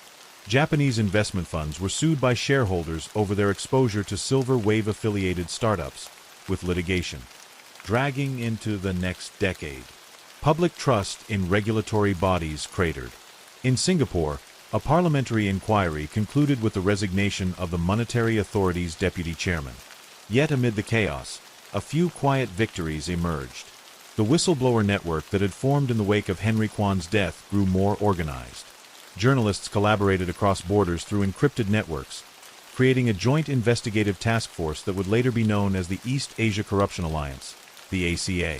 Their first major project, mapping the offshore shell firm networks used by Silver Wave, would lead to the conviction of 73 individuals across 11 jurisdictions by 1994. Not all stories had closure. Several key figures disappeared. The founder of Silver Wave, whose real name was never conclusively proven, was rumored to have escaped to Argentina using a forged Malaysian diplomatic passport. Others, like Takatomo from Japan and the South Korean industrial saboteurs, faced light sentences in exchange for testimony. Many believed justice had been bartered for silence. The final ASEAN summit of 1991, held in Manila, ended with a declaration for a new regional anti-corruption task force. But critics called it symbolic. The legacy of the Crimson Web would not be so easily scrubbed. Years later, in a memoir published under a pseudonym, a former Vietnamese customs official wrote, "We did not clean the house. We simply swept the blood under a new carpet." In retrospect, the scandal marked a turning point in Asia's modern history. It revealed how the feverish push for economic dominance had left regulatory bodies exposed. How globalization offered not only opportunity, but cover for crime. Most of all, it showed that in the heart of progress lay vulnerability, and in vulnerability, the seeds of betrayal. The Silver Wave scandal of 1991 became a cautionary tale. A whisper of truth born in a Kowloon alley had become a roar that reshaped a continent. Though the 1991 ASEAN Declaration promised sweeping reforms, the fourth page of the Crimson Web saga unfolded not in courtroom verdicts or legislative victories, but in the shadows of recovery, a realm where politics, power, and profit continued their quiet dance. Across Asia, 1992 began with a bitter winter of investigations, bankruptcies, and silences too precise to be accidental. The shock wave of the Silver Wave scandal had not only broken criminal networks, but also disturbed deeply embedded political alignments. And now, as new leaders step forward under banners of integrity, many old players were simply reshuffling behind the scenes. In Bangkok, a private banker named Virasak Arunthong, previously thought to be a peripheral figure, was revealed through a declassified Philippine intelligence report to have orchestrated the offshoring of nearly $2.3 billion in illicit gain. His operations were linked to a ghost subsidiary in the British Virgin Islands, funneled through an insurance trust co-owned by a now-impeached Japanese lawmaker. Arunthong's arrest sparked domestic outrage, but in court he maintained a stony silence, revealing no new names. Analysts suspected he was offered clemency in exchange for containment. The East Asia Corruption Alliance, YACA, released its first comprehensive white paper in March. It detailed over 400 shell corporations, traced more than 900 wire transfers, and named 114 individuals of interest. But it also pointed out a disturbing pattern. In nearly every country affected, mid-level functionaries bore the brunt of legal punishment, while elite financiers and military-linked businessmen remained conspicuously untouched. This imbalance seeded a second, quieter crisis, a collapse of public trust. Protests flared in Seoul, Manila, and Jakarta, this time not against Silver Wave itself, but against the governments seen as protecting its architects. In South Korea, university campuses once again echoed with chants from students, now digitized and globalized, streamed through underground networks on early internet BBS forums. In the Philippines, the scandal collided with a wave of populist anger that led to the rise of a new anti-corruption coalition in Congress. Yet for every surge of defiance, there was a corresponding wave of resistance. In Taiwan, journalists who had published deep dives into Silver Wave's entanglements with a tech magnate mysteriously lost their jobs within weeks. 2 were assaulted. A third vanished from Taipei's central station, his disappearance still unsolved. Across China, state efforts to whitewash domestic connections to the scandal grew more aggressive. Foreign news services were expelled. VPNs were criminalized. Whistleblower families were placed under surveillance. Despite this, the truth found ways to surface. In May, an anonymous leak, later traced to a rogue Indonesian intelligence officer, exposed the full contents of Project Helix, Silver Wave's code name for its expansion into Central Asia. The documents, encrypted and disguised as aerospace manuals, contained detailed plans for destabilizing post-Soviet economies through speculative currency trading and energy resource monopolies. It showed that Silver Wave's ambitions were not just corporate, they were geopolitical. It had aimed to become a shadow empire. This revelation shifted the tone of global discourse. The United Nations convened a special committee to address non-state corporate syndicates as international security threats. For the first time, transnational white-collar crime was officially recognized as a destabilizing force on par with terrorism. Meanwhile, individuals scarred by the scandal tried to rebuild. In Singapore, the widow of whistleblower Henry Kwan founded the Integrity Beacon Foundation, advocating transparency in state procurement. In Kuala Lumpur, a retired intelligence officer known only by the alias Euler published an anonymous memoir, Black Sea of Silk, which became a bestseller. It was poetic, fragmented, and terrifyingly precise. Yet the ultimate question remained unresolved. Who is the founder of Silver Wave International? No name had ever been conclusively linked. Speculation ranged from an ex-CIA operative to a Chinese billionaire with deep ties to North Korea's black economy. Theories abounded. But without a face, the symbol of the Crimson Web became more myth than man. In the final months of 1992, as the global press turned to other crises, the Balkan conflict, the U.S. elections, and Japan's asset bubble, Asia quietly closed the curtain on the Silver Wave scandal. Laws were reformed. Committees were established. Memorials were held. But in private rooms and encrypted channels, remnants of the network likely still thrived.